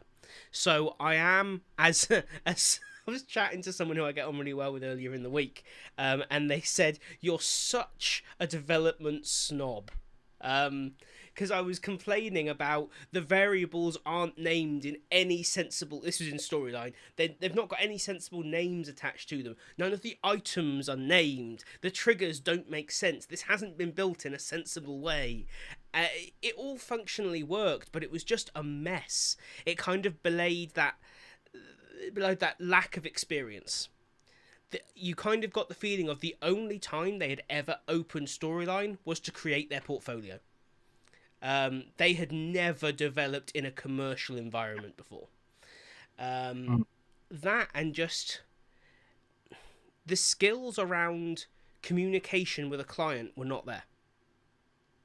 Okay. Like we'd do something and it would just be I would get like review link 6 or 7, let's say, and I'd be looking through it and going, why didn't you ask me about this? Oh, I thought I'd just try something. So, how do you get to review link 6 and 7 anyway? Should be done after 3? Yep. Wow. But yeah, it's insane. 150 for entry level role. Holy crap. Yeah. No way. Carol, I'm legitimately curious. Actually. Yeah. I please keep going, honestly, because I'm as somebody who I'm in such a weird place myself. Like I've got 10 years of experience and whatnot, but I also know that we saw a whole bunch of new people. What are they screwing up? Which this is a solid list of Oh What yeah. are you screwing up? Like this And Kara, is I'm pretty sure you and I saw. I think it was one of the Academy people who claimed to be an instructional designer, but they counted their teaching work as the same thing, and then changed their LinkedIn for their college work to also count as years towards that experience. It was rough. We had that a is good laugh. pretty. I needed that. I I mean, really needed that laugh. for fear of being thrown out of Parliament, they're clearly a liar. Only people in Britain this week will get that joke. But it is a sad indictment of our country and where we are today. But yeah, turns out lying not okay on your CV. And I hasten to We add, just hope that you won't know, well, yeah, right? but I hasten to add, tailoring is not the same as lying. I am 100% behind tailoring your CV to the job you want to have. That does not mean you change your job title, job description, or experience. It just means you target the language and the introduction and the about you kind of crap on Yeah, the that's actually CV. why I like Um, having an like. I disagree with objectives on resumes, but I love having a summary because I actually hmm, have two. I have two resumes. One's an ID resume and one's a marketing resume, where I say the yeah, same totally. thing, but I do it into why did my ID work help with marketing versus why did my marketing work help with ID. Exactly. It doesn't fundamentally change it. It just puts your skills in context for the job you're applying for. That totally cool with. I have no problem with someone saying, I have been a teacher for 25 years, and because of that, I would like to become an instructional designer. Now, although I haven't done that yet, here's why I think I would make an amazing instructional designer. Totally on board with that. Yeah, Um, but do not tell me you've been an instructional designer in a school for 20 years. Bullshit is what that yeah. is. That person's not even making it to interview. Um, or if they do, it's because I want to call them out on that and I'm bored that week. Have you ever done that? Literally brought somebody in it for an interview so you can tell them how terrible they are. No. Um, Only because, to be honest, I don't have the time to waste. There have totally been times in the last month when I've wanted to, but it's kind of like I have no time. Like, I really need to just. As My you favorite know, go F it's yourself like. moment in an interview was we had somebody come in to be a facilitator, and naturally as part of that interview process we say give us a 15 minutes facilitation of something, show me something that you would want to do. And this I don't he comes in and gives us a presentation on how to take work from the internet that you like and make it look like it's yours. And I called out Wow. immediately, like, so I'm the graphic designer of the group, let's have a conversation. I mean, Oh man, I was fuming by the end of that. I was like, "Do you know why this is good? Do you know what inspiration looks like in theft and or do you know what inspiration looks like? Can you tell me the difference between inspiration and plagiarism?" yeah. He had nothing. He couldn't talk about contrast. He couldn't talk about position. He couldn't talk about composure. He couldn't talk about color theory. He couldn't talk about anything. He was just like, I liked that this font was in the center of the screen. So I did that, but I changed the font and I changed the background image. So you can't look at the two side by side and say they were clearly the same thing. Like, oh, dude, I had no problem calling him out in public. I got in trouble, but I don't care. Yeah, I'm not going to hate it's you. yeah. It's funny. Some of the stuff I was bringing up is just it's fantastic. The salary thing. We spoke about salaries last time, and I know some people kind of popped in and tried to defend it, but the salary expectation things and what people are being promised is just it's insane. And I'm beyond the point where I'm even willing to accept, oh, these people have been misled. They're choosing to be. Because you only have to hear, for instance, 100k is an entry level job.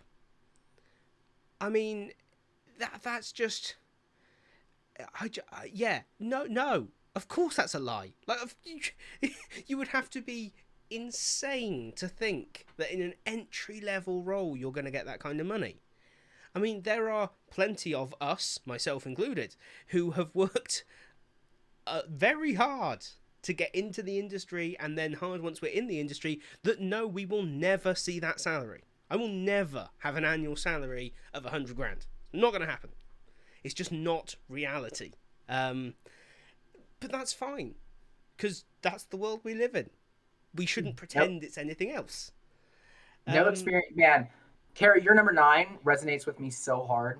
No experience in a corporate role when the position description requires it. My first training job, oh, I got fired because I couldn't transfer my brain from customer service to corporate. mm, I got promoted at Constant Contact from call center rep to trainer, so I had to start speaking to the corporate audience. I could have told you that I've got years in corporate because I worked for a corporation. I got shredded to pieces working in a corporate environment. I love that number 9. yeah. I think that one's so It's, easy to try and fake, and it comes out so quickly oh yeah. as bullshit. This is it, and I think that the thing that resounds to that kind of resonates with me, I think, is quite sad, is that if someone came to me and said, in fact, not that long ago, we brought a freelancer in at IAM who was in exactly this situation. I'm a teacher. I want to do more of this. I've got some basic skills. Give me a go. Okay. I am 100% on board if the job role allows for that, giving Yes. that person a chance. Because they've come in and just said, look, this is where I'm at, but I'm looking for that first chance to get in. I think a Just put lot me in, more of these coach. people, a lot more of these people would have a lot more success if that's what they did. I don't disagree. Yeah. I wish I could claim credit for giving someone like Joe Suarez their first chance in the industry. That would, I could retire tomorrow and go, I did some good. It's all good. That can be my impact. Not my own work. Don't look at my own work. Just remember, first chance for him. But yeah, I think this. It always sounds really kind of, oh, but real businesses don't do that. It's like real business recruitment is done by real people. Yeah. You know, if you've got the relevant skills to get to an interview, turn round and be freaking honest. Turn round and say, when someone says, so talk to me about your graphic design skills, don't start talking about freaking Canva. If you can't use an actual graphic design tool, turn around and say, hey, look, to be perfectly honest, I'd be well up for learning it, but graphic design right now, it's not my wheelhouse. Yeah. You come in and That's where I say, was. I've got the basic skill set, but I can be and want to be molded. Yep. Sold. Done. Coming in. Yeah. Pending.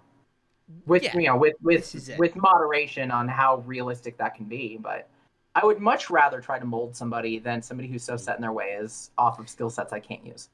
Definitely. And similarly, there's this big thing around if you don't match the job description, well, just apply for it anyway. You never know. No. If you don't match the job description, don't apply for that job. If you do not have the skills to do it, do not waste someone's time. Do not lie to them. I'm going to counter one small piece of that actually, because I can't exactly agree when it comes to desired years of experience. Yes. Everything else, if you don't have it, don't do it. But desired years of experience, I've gone under plenty. Oh no, yeah, that's fair. I would agree. There are definitely exceptions to what I just said. I think years of experience is one, and I think when they list like 6 authoring tools that you need to be competent in, they don't mean that. They don't know what they want. That's the recruiter Googling. Yeah. Must be proficient in Captivate and Storyline. No, There's no way you're using both. I actually went to a recruiter and I had a recruiter reach out and I said, anytime I see Storyline and Captivate on the same line items of desired skills, I know you have no clue what this role is. And then I educated her on what the role was, and that's how I got the interview. And I got the contract for that. Yeah, actually. This is it. But broadly speaking, if prime example, if something says you must have experience of creating distance learning in a higher education environment, I would not apply for that role.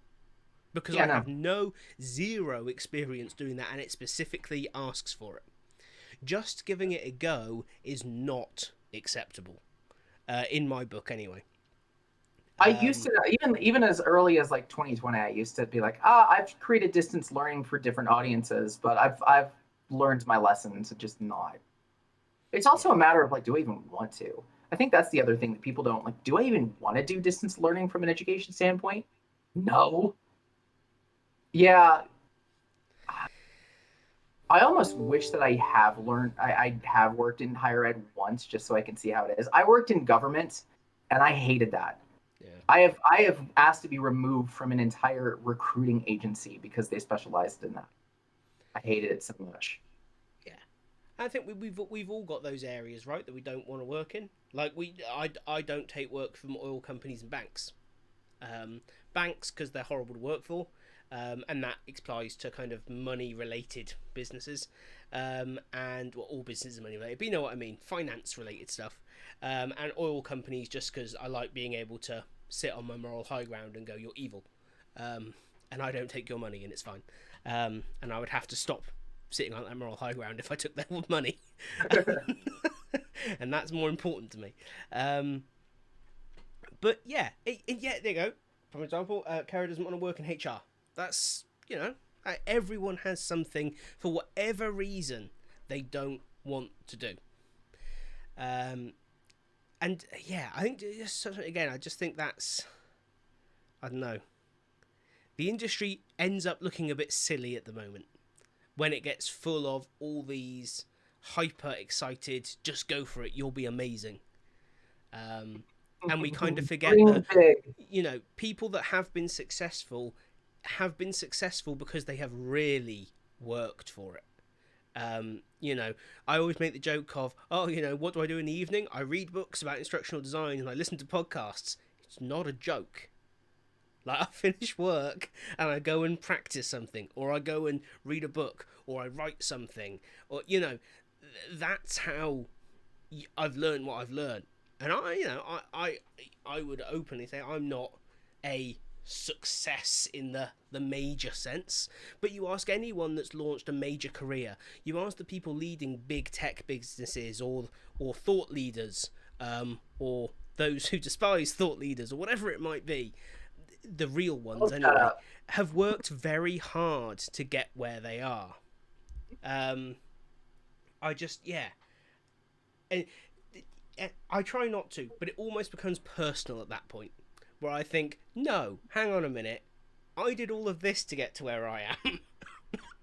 Wind your neck in. Not because everything should be as hard as for everyone else as it was for them. That's a bad way to view the world. But hard work needs to be put in to get good at something, and that is the element that I think we miss with the current setup of how to become an ID. Is we're missing the, by the way, enjoy these kind of 50, 60, 70 hour weeks when you're trying to get good at the craft. Well, that goes to the point of finding the garbage candidates that can look really good on paper, is that when you actually put in the hard work, you can carry on a conversation longer than 5 minutes. If you haven't but made one hell of a resume, you're sunk in the water very quickly. Like, a good interviewer will find and call you out in a heartbeat, let alone somebody who's worked in the industry for a couple of years. Yeah, they skip the expertise. It's just not there. Yeah. It's that's my favourite. We'll move on from this topic, because otherwise, we'll spend all night on it. But my favourite question to ask in interviews recently has been, so what are you reading at the minute to make yourself a better ID? And when the answer is nothing, that's kind of end of interview moment. I'm drinking beer. That's my extent of education. That's fine. You're here listening to me. That counts. And I promise I will end what has effectively become Tom's preaching session now, because that's not really what this is about. At least 30% have portfolio, made it much easier to find people. Yeah, there's still not enough. I don't think there's enough on how to do a good portfolio out there. Yeah, I don't know. I almost think there's too much stuff out there about how to do a portfolio. Too much emphasis is put on how to make your portfolio look good, as opposed to how to be a good instructional designer. See, everybody just needs to go to Kath. Go to Kath Ellis and be done. Yeah, that's it. She's the only resource. Yeah, absolutely. Even then, I just think, I don't know, like, the jobs where I learned how to be an instructional designer, I did not have a portfolio for. Hey, the deep dark secret now is like my portfolio's awful. Like it is grade A crap. But it demonstrates core instructional design competencies, which for me was the purpose of it. Yeah, it's one of those things. Like we're working on a new company website now, and that's a bit showier. I'm working on it for a hell of a while, but it's almost there. A couple more months, and I think it'll be live. But too much effort goes into how to make a portfolio look good, as opposed to how to be good at the job you want to have. I actually care less about the portfolio, to be honest. If the portfolio shows a basic ability, cool, because the rest is going to come out pretty damn quick when I give you some work to do. Yeah, and I think maybe we're also setting the wrong expectations for it. So to this point of she's the gold standard, I don't want to try to copy and paste. She's good because she knows what she's doing, not just making pretty little things. Yes. Flip-looking end results don't tell the whole tale. One of the struggles that I had with my portfolio is 90% of the work that I did was hidden behind a corporate paywall. I legally could not share that. So one of the things that she showed me and I was introduced to, which I don't see in portfolios, is what was the problem, what was the approach, what was the final result, and you don't even. I didn't even show anything. I showed logos. My portfolio was filled with logos for the companies I worked for, and not an ounce of the work that I did. Not an ounce of the final deliverable. But I told the story and my approach and my thought process, and I've gotten more response on that than I ever would have showing off a badass storyline. Yeah, absolutely. I think because that's the skill. That's the action. This sounds terrible. Development is totally a skill set, but if I'm hiring an ID, I want them to have an instructional design skill set. If they're pretty nifty in storyline, that's awesome too. But actually, it's not what I'm hiring in an instructional designer. What was the problem and how did you solve it is 90%. The rest of it is just what buttons did you click. Because no matter how good you are with storyline, someone else can do it too, because it's a standardized piece of software. It's not like you coded it from scratch. You didn't do anything that someone else can't copy. Yeah, when the rules are universal, it's not impressive to know how to follow them. Yeah, exactly. And you never know, did they actually create that? Where's the proof? Yeah. There is none. Portfolios, I think, are useful, but not as important as they are often made out to be. I don't disagree. I don't disagree at all. But I think every recruiter has their own approach in that regard, don't they? I guess. But yeah. I am debating. We're at 1 hour and 40 minutes. I'm debating whether or not to open another beer or whether or not we're about to finish up. We're at 1 hour 40 minutes on take 3. We had 12 minutes this prior. That is true. And I'm well aware that for me, this is the end of the day. And for you, it's back to work. So it is sadly for back to work. However, I get to work in the fun stuff. Hey. So for those who've been following my career, because Lord knows, if you followed in 2021, it was tumultuous, and it was basically like dating. Every month was some sort of different story for me. So right now I'm actively doing contract work, but I also got a job working as a marketing strategist for a card game company, which is a personal hobby of mine. So I'm really excited about that. But the end of my workday is I actually finished everything else, so I get to go do that now. Yeah, nice. I get to do some card game stuff. Exciting stuff. I decided whether we finish or not, I'm having a beer. Fair enough. And it's more frickin' Tonka bean, actually. All right, what's this one? Show it off. We got the three bean stout, which contains cacao, vanilla, and Tonka bean. And it's an imperial we looked at this stout. last time. I didn't know the hell a Tonka bean is. No idea. Tonka bean? An ingredient so good it has to be illegal. That's a good first headline. It does taste good. Wait, even better. Wait. First question. You know how when you Google search something, sometimes you get questions that people ask regarding the topic that you search for? Question number 1, why are Tonka beans banned in the United States? From the BBC, this is your fault. Selling Tonka beans to eat selling tonka beans to eat has been illegal in the United States since 1954. Tonka beans contain unusually high levels of the chemical coumarin, which gives them their flavor and is found naturally in hundreds of plants, including grass, lavenders, and cherries. So basically, it's illegal because, like we do, we overreacted to something. Oh dear. Joey is working on Joey right now. Joey's working on Joey right now. That is true. I knew it was illegal. No wonder I haven't seen it's illegal. I knew it was illegal.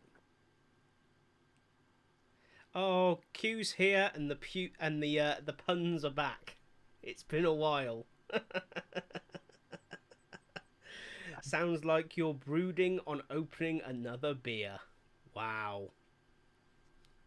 I think the last time you were here, we were discussing whether or not I like-hearted things. That's... oh, dear. But yeah, you know, I think... So let's try and wrap the session up, I suppose. Because we don't want to go on for too long.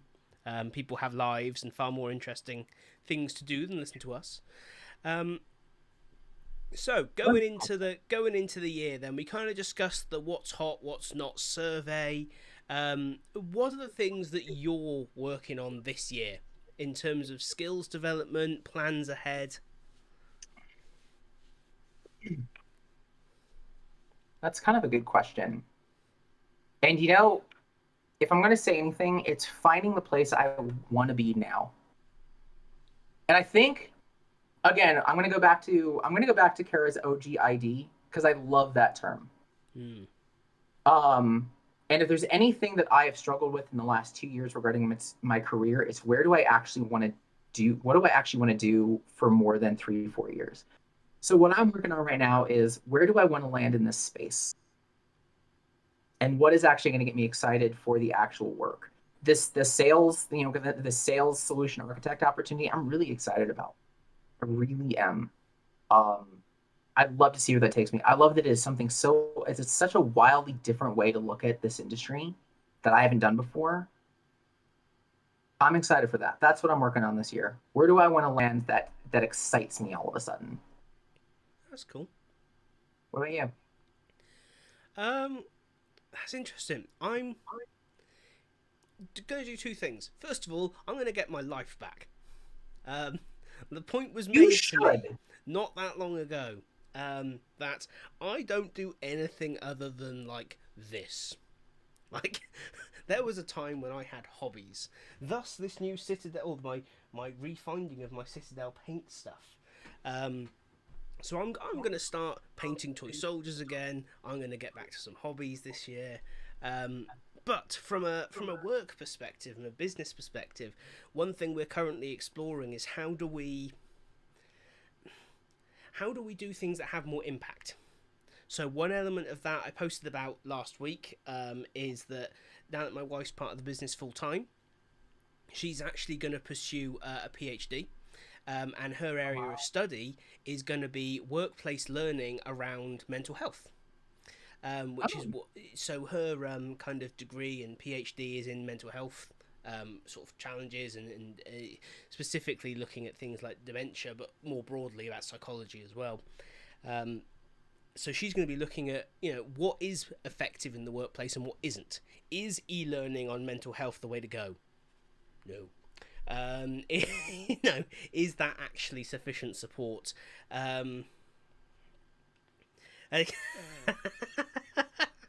Kara asking if she can talk her out of the PhD. Maybe, but unlikely. Speaking from experience, my wife decides to do something, it's happening, and it's probably just best for me to be quiet. But we're really excited about that because as a business, what we really want to do is look at. It's a topic we really care about, but it's very difficult to know what to do to actually make things better as opposed to accidentally contribute to the making things worse pile of stuff that already exists. So we're getting stuck in a system where that's all you have. Because that's been my last 2 years of I want to bring something new and exciting, and I know that I can. But I get wrapped up in teams and companies that say they want that quote fresh perspective, and do not want to go through the change management it takes to actually and This is appreciate it. And what we really want to do is find out what is and isn't effective, and then put our efforts purely behind what that research says is effective. What is going to make a real difference to real people? So that's one thing we're really looking forward to. Obviously, that's something I'll support but not lead on. The thing that I'm really excited about is we're at the very early stages of looking at how do we create tools for the L&D world. So some discussions we're having at the moment are around how do we create something where you go, great, I've got this SCORM file. How do I know how accessible this course is in SCORM format? Well, what if you could just drag and drop that to something and it spat out an accessibility report for you? That told you on this screen, this is a problem.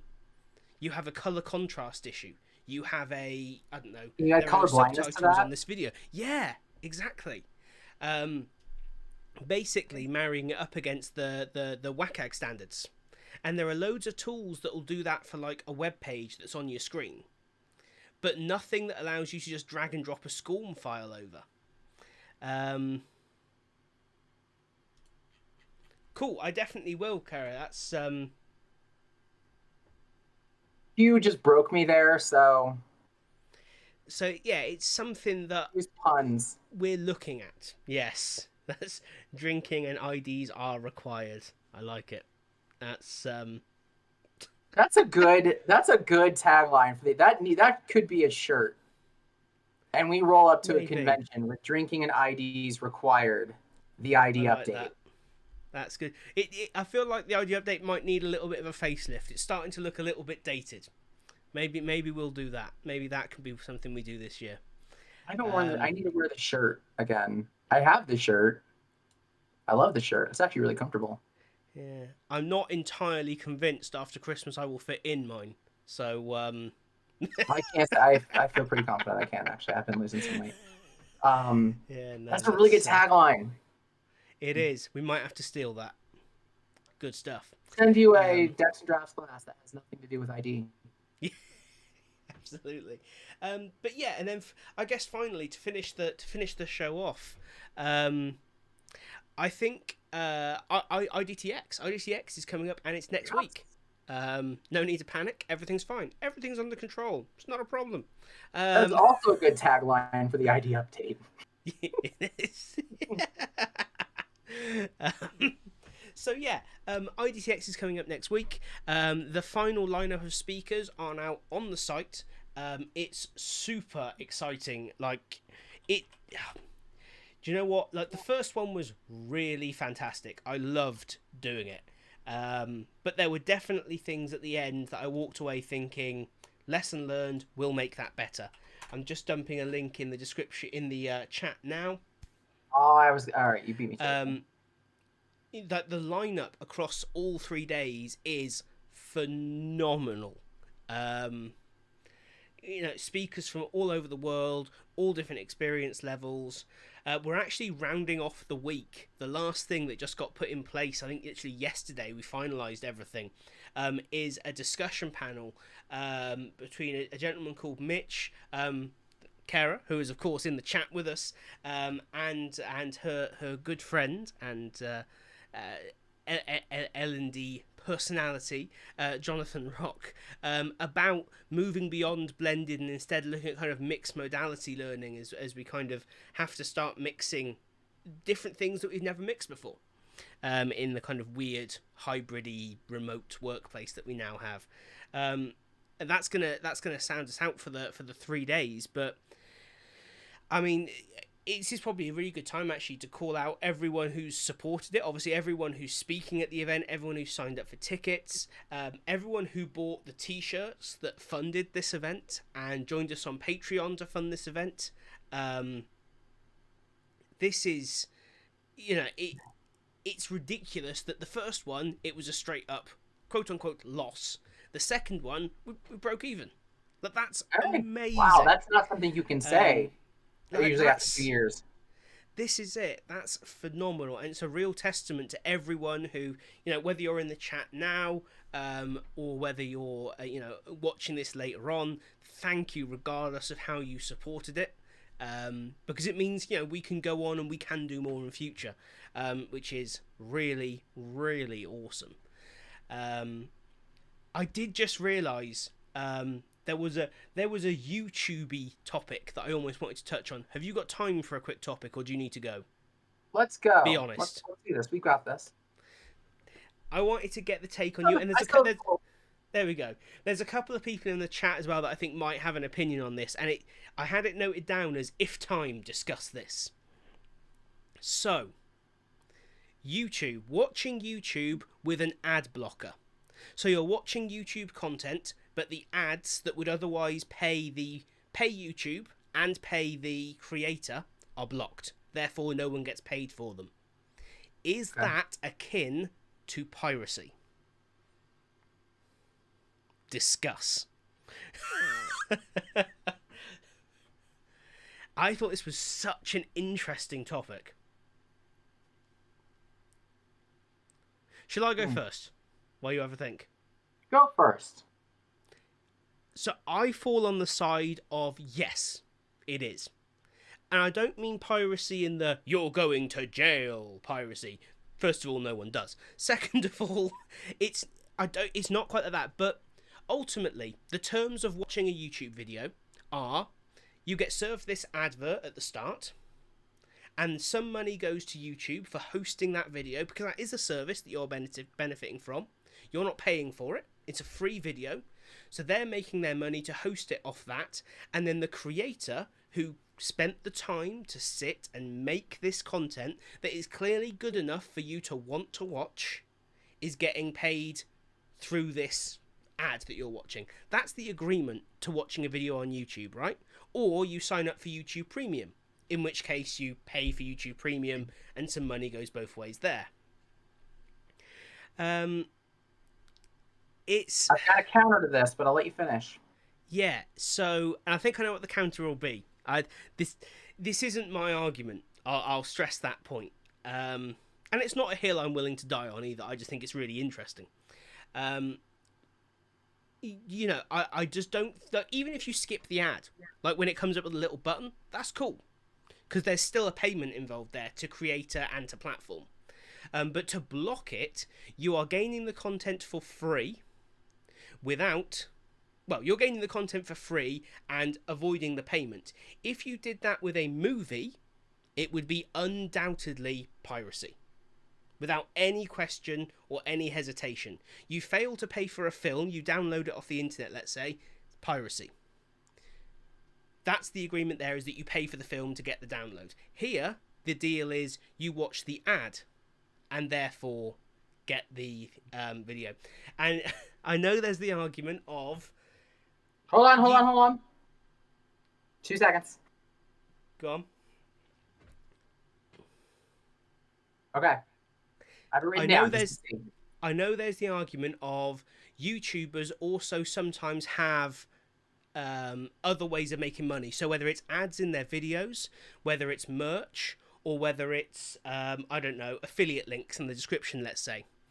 So it's okay. However, I cannot say, well, yes, I pirated your film, but I went and bought an action figure, so it's okay. Those other revenue streams do not make okay evading the initial cost of viewing the content.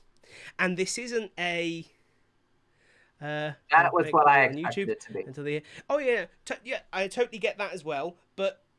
And again, it's very difficult to take Google's side. Don't get me wrong. I'm not going to claim Google are some angel business that, is good and all this kind of thing. However, there is an inherent cost to hosting YouTube. They do not charge, for instance, me as a creator.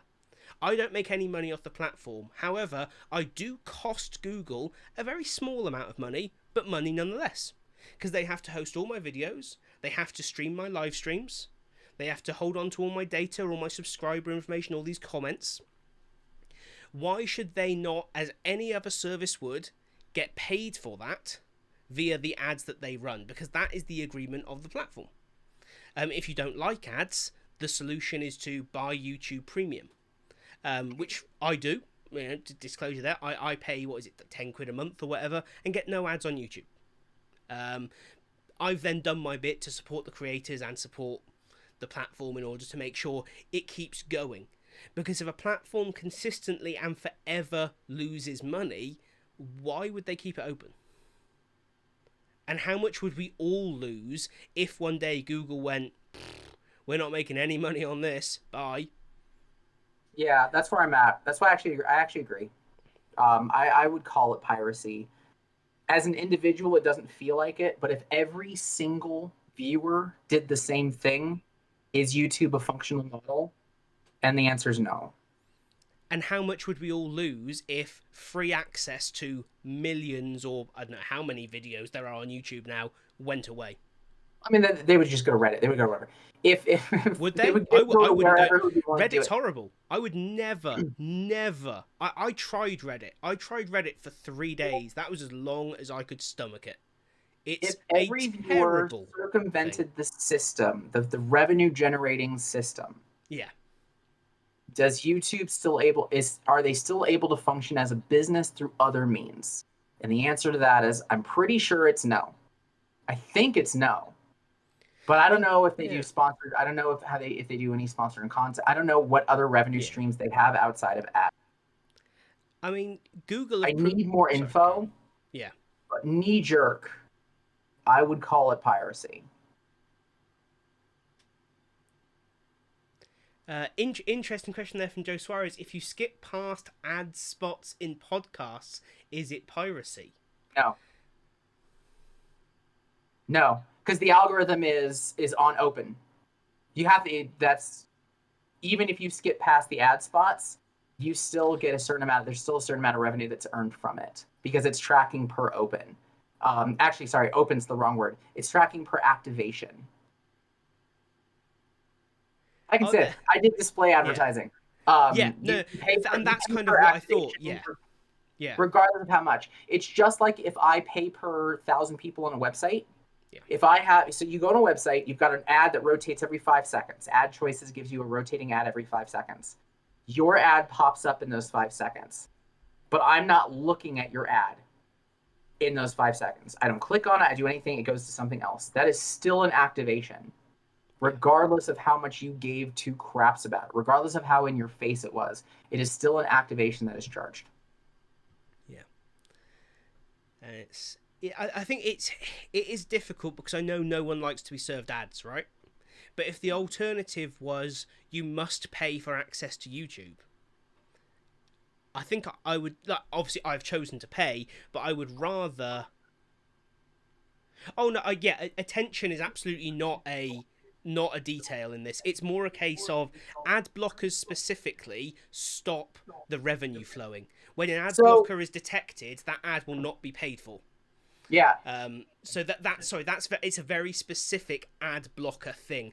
If an ad starts playing on any platform, I don't look away as in no, I shall not gaze upon you. But I don't pay attention to it. But yeah, totally. I think ad blockers actively take that revenue away from platform, and if the creator's able to benefit from it, the creator, which I don't think is a fair deal for then accessing their content. So in digital advertising, there's 3 main ways to bill that. Number 1 is you do pay-per activation, and that's what you see in YouTube ads. If it shows up, if you, the individual, have been... I'm not even going to go into the bidding war that actually exists regarding advertising. That exists. But if an ad becomes active on you, that is one way to bill. The second way to bill, which you can't really do with YouTube, but it helps the rate change a little bit, is CPM. Cost per thousand. Cost per thousand of viewers, cost per thousand of subscribers, cost per thousands of visits is usually what you see on webpage. I charge a flat fee based on the cost per thousand I expect on my website. That's 2. 3, and this is the one that I think people confuse the most, is pay-per-click, where I pay nothing up front or very, very little, and then an exorbitant amount per click. That's how paid search works. Yeah. is I don't pay a flat fee to get put up at the top. I pay an insane amount of money for every click that comes in up to a budget. Those are the three ways to do it. YouTube is per activation, with multipliers and fluctuations based on how many thousands you have. Yeah. And I think there's a couple of really interesting points here, actually. So, Kara's asked about sponsored videos. And yeah, I would totally agree that sponsored video is something slightly different. So, that's... I would... So, yeah, a sponsored video, it's inherent in every view you're going to get paid. Whereas this is more specifically the YouTube ads. So, the ads that YouTube puts at the start and the end. And if you're a terrible person, you let them put them in the middle of your video. Oh, don't do that. Mid-rolls are evil. That I think you should well, YouTube just shouldn't even offer them because it's just terrible. But yeah, I think start and end ads, it is not unreasonable to say here's 20 seconds before you watch this video, and at the end, if you stick around, here's another 20 seconds. Let's say. Yeah, I kind of like the Hulu approach. They used to do this. They tried this where I could either do normal ads and they're 30 seconds in the middle, or I can watch a 90-second uninterruptible ad at the beginning and the rest is free. Yes, I like that approach. Yeah, on the opposite end of the spectrum, I do think if you're not going to buy into YouTube Premium, you should totally have the option within YouTube to say, how would you like ads served to you? Would you like to never see a mid-roll ad, but therefore always see a 90-second solid, unskippable ad? Cannot skip. Yeah. I'd be curious. It's not research I've ever done. Yeah, I think that would be great. I think they'd do well out of it. And Joe Suarez asks, so someone makes an ad blocker that tricks a site into thinking an ad went through when is it still piracy? My only question there is the efficacy of it. Someone is being ripped off in that transaction because a business has paid to have an advert aired. And that doesn't make them bad. And, you know, I do feel like their ad should be served if they are paying for it. You don't have to pay attention to an ad, just like an ad on the television. Joey, that depends. That depends on the company. That depends on how the ads are served. So now I have to talk about it. So when an ad is served, fun fact, it's not in a couple of cases, especially with like ad choices, the little blue triangle, you're not getting a set rotation of purchased ads for that spot. That's not a thing. It's not like the company has 10 ads on rotation. What happens is that you're actually being bid on in real time. You, a customer, are being bid on of show this person this ad who's on this site, and I'll give you 2 cents, 3 cents, whatever it is. So if that's the case, then I think the way the ad blocker works is it doesn't even allow you, the user, to be bid on. And if that's the case, you don't get activated. So you don't trick the site into thinking the ad went through. The ad does not actually know your machine exists. Yeah. I guess if you could do it that way, the creator and YouTube would be paid, but then a business is still being ripped off because they're paying for something they think they're getting when in fact they're not. Yeah. And if that was any of us, would we be happy being that business? The answer is probably no. Probably no. But if we're dicks that throw it in the 30 seconds into a video and force a mid-roll. Yes, and I think this is the problem, is it almost feels like you're sticking it to the man because there are these people that exploit the ad system and make it a horrible experience. Yeah, I think it is really tricky, and I landed in a weird space where at the start I started on the hell no it isn't. Then I swung to the actually I think it probably is, and I ended up somewhere in the middle. I ended up in a place where I thought you should do whatever you can stand by morally.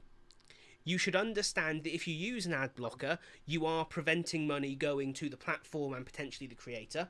But if you are actually cool with that, that's cool.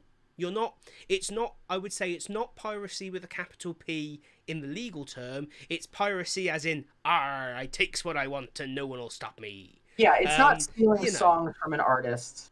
No, it's Treasure Island piracy. It's all a good bit of fun piracy. But yeah, it's so interesting. It's If you are, Tim I Curry totally Muppets Treasure stole this Island. discussion. I should point this out. I'm a real tech nerd. Linus from Linus Tech Tips brought this up. He tweeted about it. It kicked off. He discussed it on their weekly show, the WAN show. A very clever guy called Lewis Rossman had a take on it on YouTube.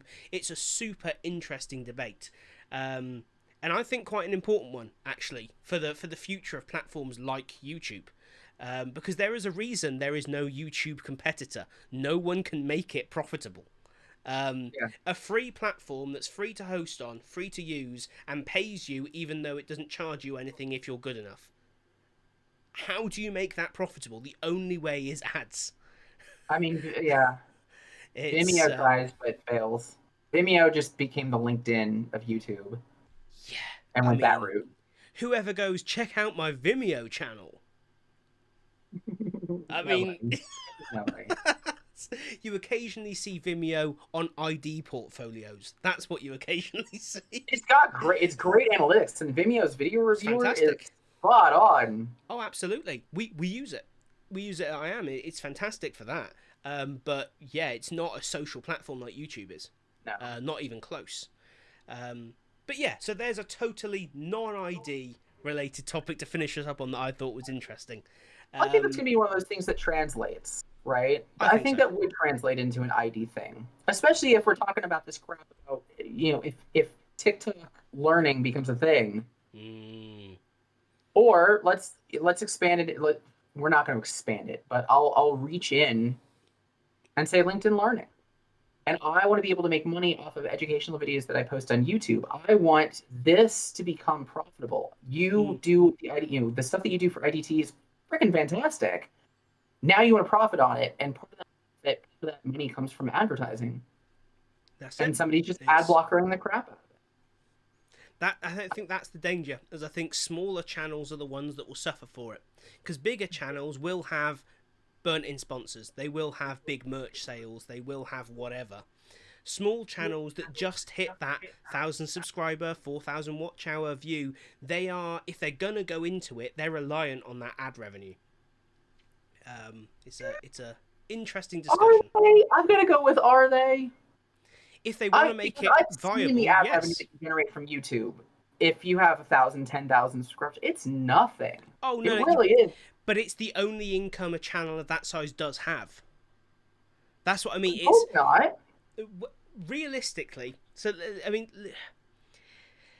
because they don't get paid per subscriber; they get paid per activation. A 10,000 subscriber group still only sees 1,000 views, and at 0.1 cents. Oh, don't get me wrong. Yeah, if you're reliant on it forever, but when you're initially building, you aren't gonna have no business is gonna go, yeah, I'm gonna sponsor this channel with 500 subscribers.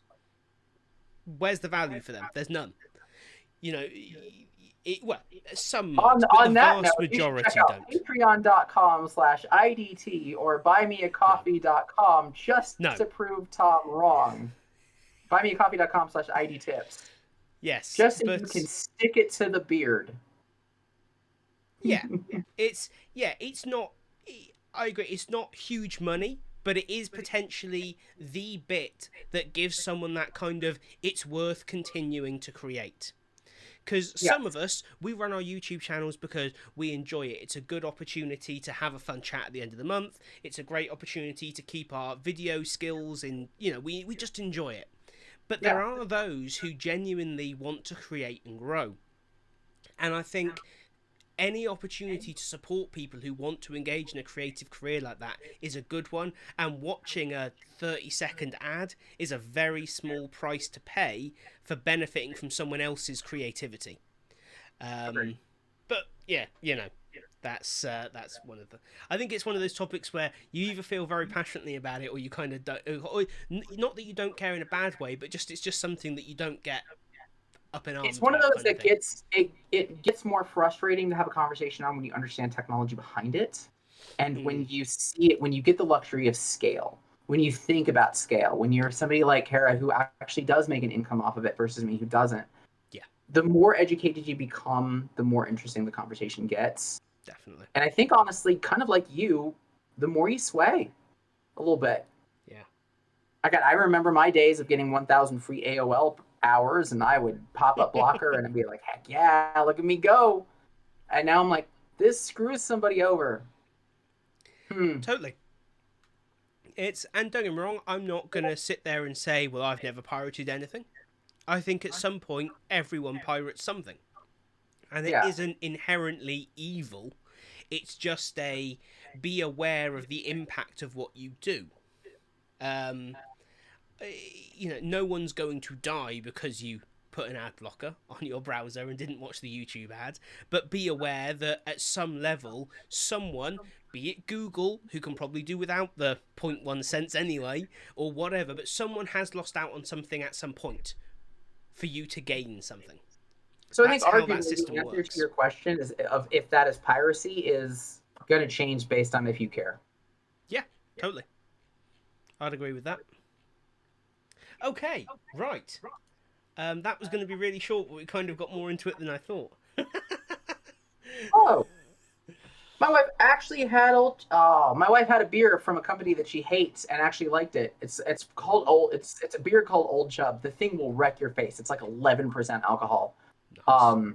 And she liked it. As a creator, can you pay to not let commercials show in your videos? I don't know why you would, because at that point you You just build a website. can, yeah, you can stop mid rolls, which everyone should, Yes. because mid rolls are evil. But I don't think you can stop start and end because that is how YouTube literally makes money. That's it. That the data they gather is about serving those. So it's one of those evils of. I mean, this ultimately goes back to the start of the internet, when the world decided we want a free internet, and in exchange we will give our data, as opposed to everything being paid for. That's the trade-off. And you look at all the YouTube competitors that came out and said, we're a paid for service, but we won't use your data to advertise to you. No one wanted them. Everyone wanted the free service that serves ads. You can't always have everything you want. There's got to be a compromise. Payment has to be made for something in some way. And I would argue that we made the right choice. Because this choice means if you want to pay for YouTube Premium, you can, great. If you don't, it's a 30-second ad. Grab a cup of tea and eat a biscuit. Or if you're like me, eat a pack of biscuits or a cake. More, I don't believe that is available for YouTube as a creator to be able to not. Oh, I Oh, see. okay.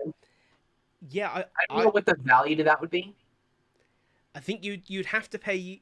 I suppose it's difficult because the issue would be that the bigger you were as a creator, the more lost revenue YouTube would perceive that to be.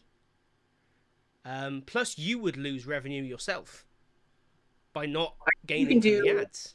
You can subscribe. I know you can do premium content Yep. as a content creator that I have to pay your channel for. I don't know Yes. if you can turn off ads for that. Yeah. I don't know if you And can turn off ads for that. yeah. I mean, Like there has and to be a kickback yeah. to YouTube. Yeah, and some creators are coming up with alternatives to this.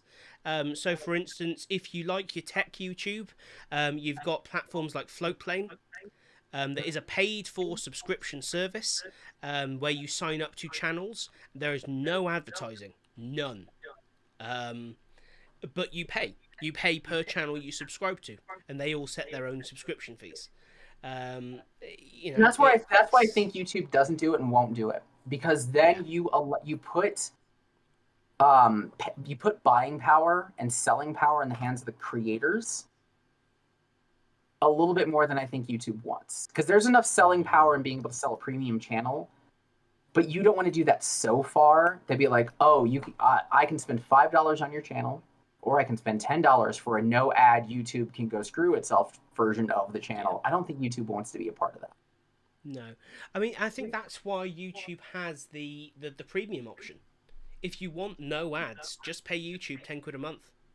Like it's not like really. Yeah, If that's a better ads scalable solution genuinely for bother YouTube. you that much, 10 quid a month will not be that much. It wasn't for me. I think it's a bargain. And then I know that without having to watch ads, everyone's getting paid. Yeah. Yeah, It's an interesting topic, I know. Yeah, but or we can go forever on that, and at some point we'll try to roll that into ID anythings. But when it comes to that kind of stuff, that's what the IDTX is for, where we talk about practical things and weave technology of the world into how is this going to affect L&D. Yeah, we're not going to have a session on this, but come if you want to argue it, come and find me. We'll do a drop-in session on it maybe. We'll argue the toss. But awesome. Well, thank you all so much for not only joining us but staying with us for so long. Yeah, what an active chat, and what a cool way to start the year. Absolutely, it's been a real pleasure. Joey, I will let you get back to work, and I am going to finish this beer and then probably go to bed. But I finished this beer and I want to go to bed. Well, you can't. You got work to do. So yeah, I mean, this is a proper 16er of a 9.5 stout. So yeah, I'm tired. I'm tired. But yes, thank you all so much for joining. We will see you next month. See you next month, everyone. Yes, hopefully on time. So, actually, we will see you this month. Yes, we will. But it will be on time. It will. It will be the post IDTX session where we decompress and decide what went well and what went extraordinarily badly.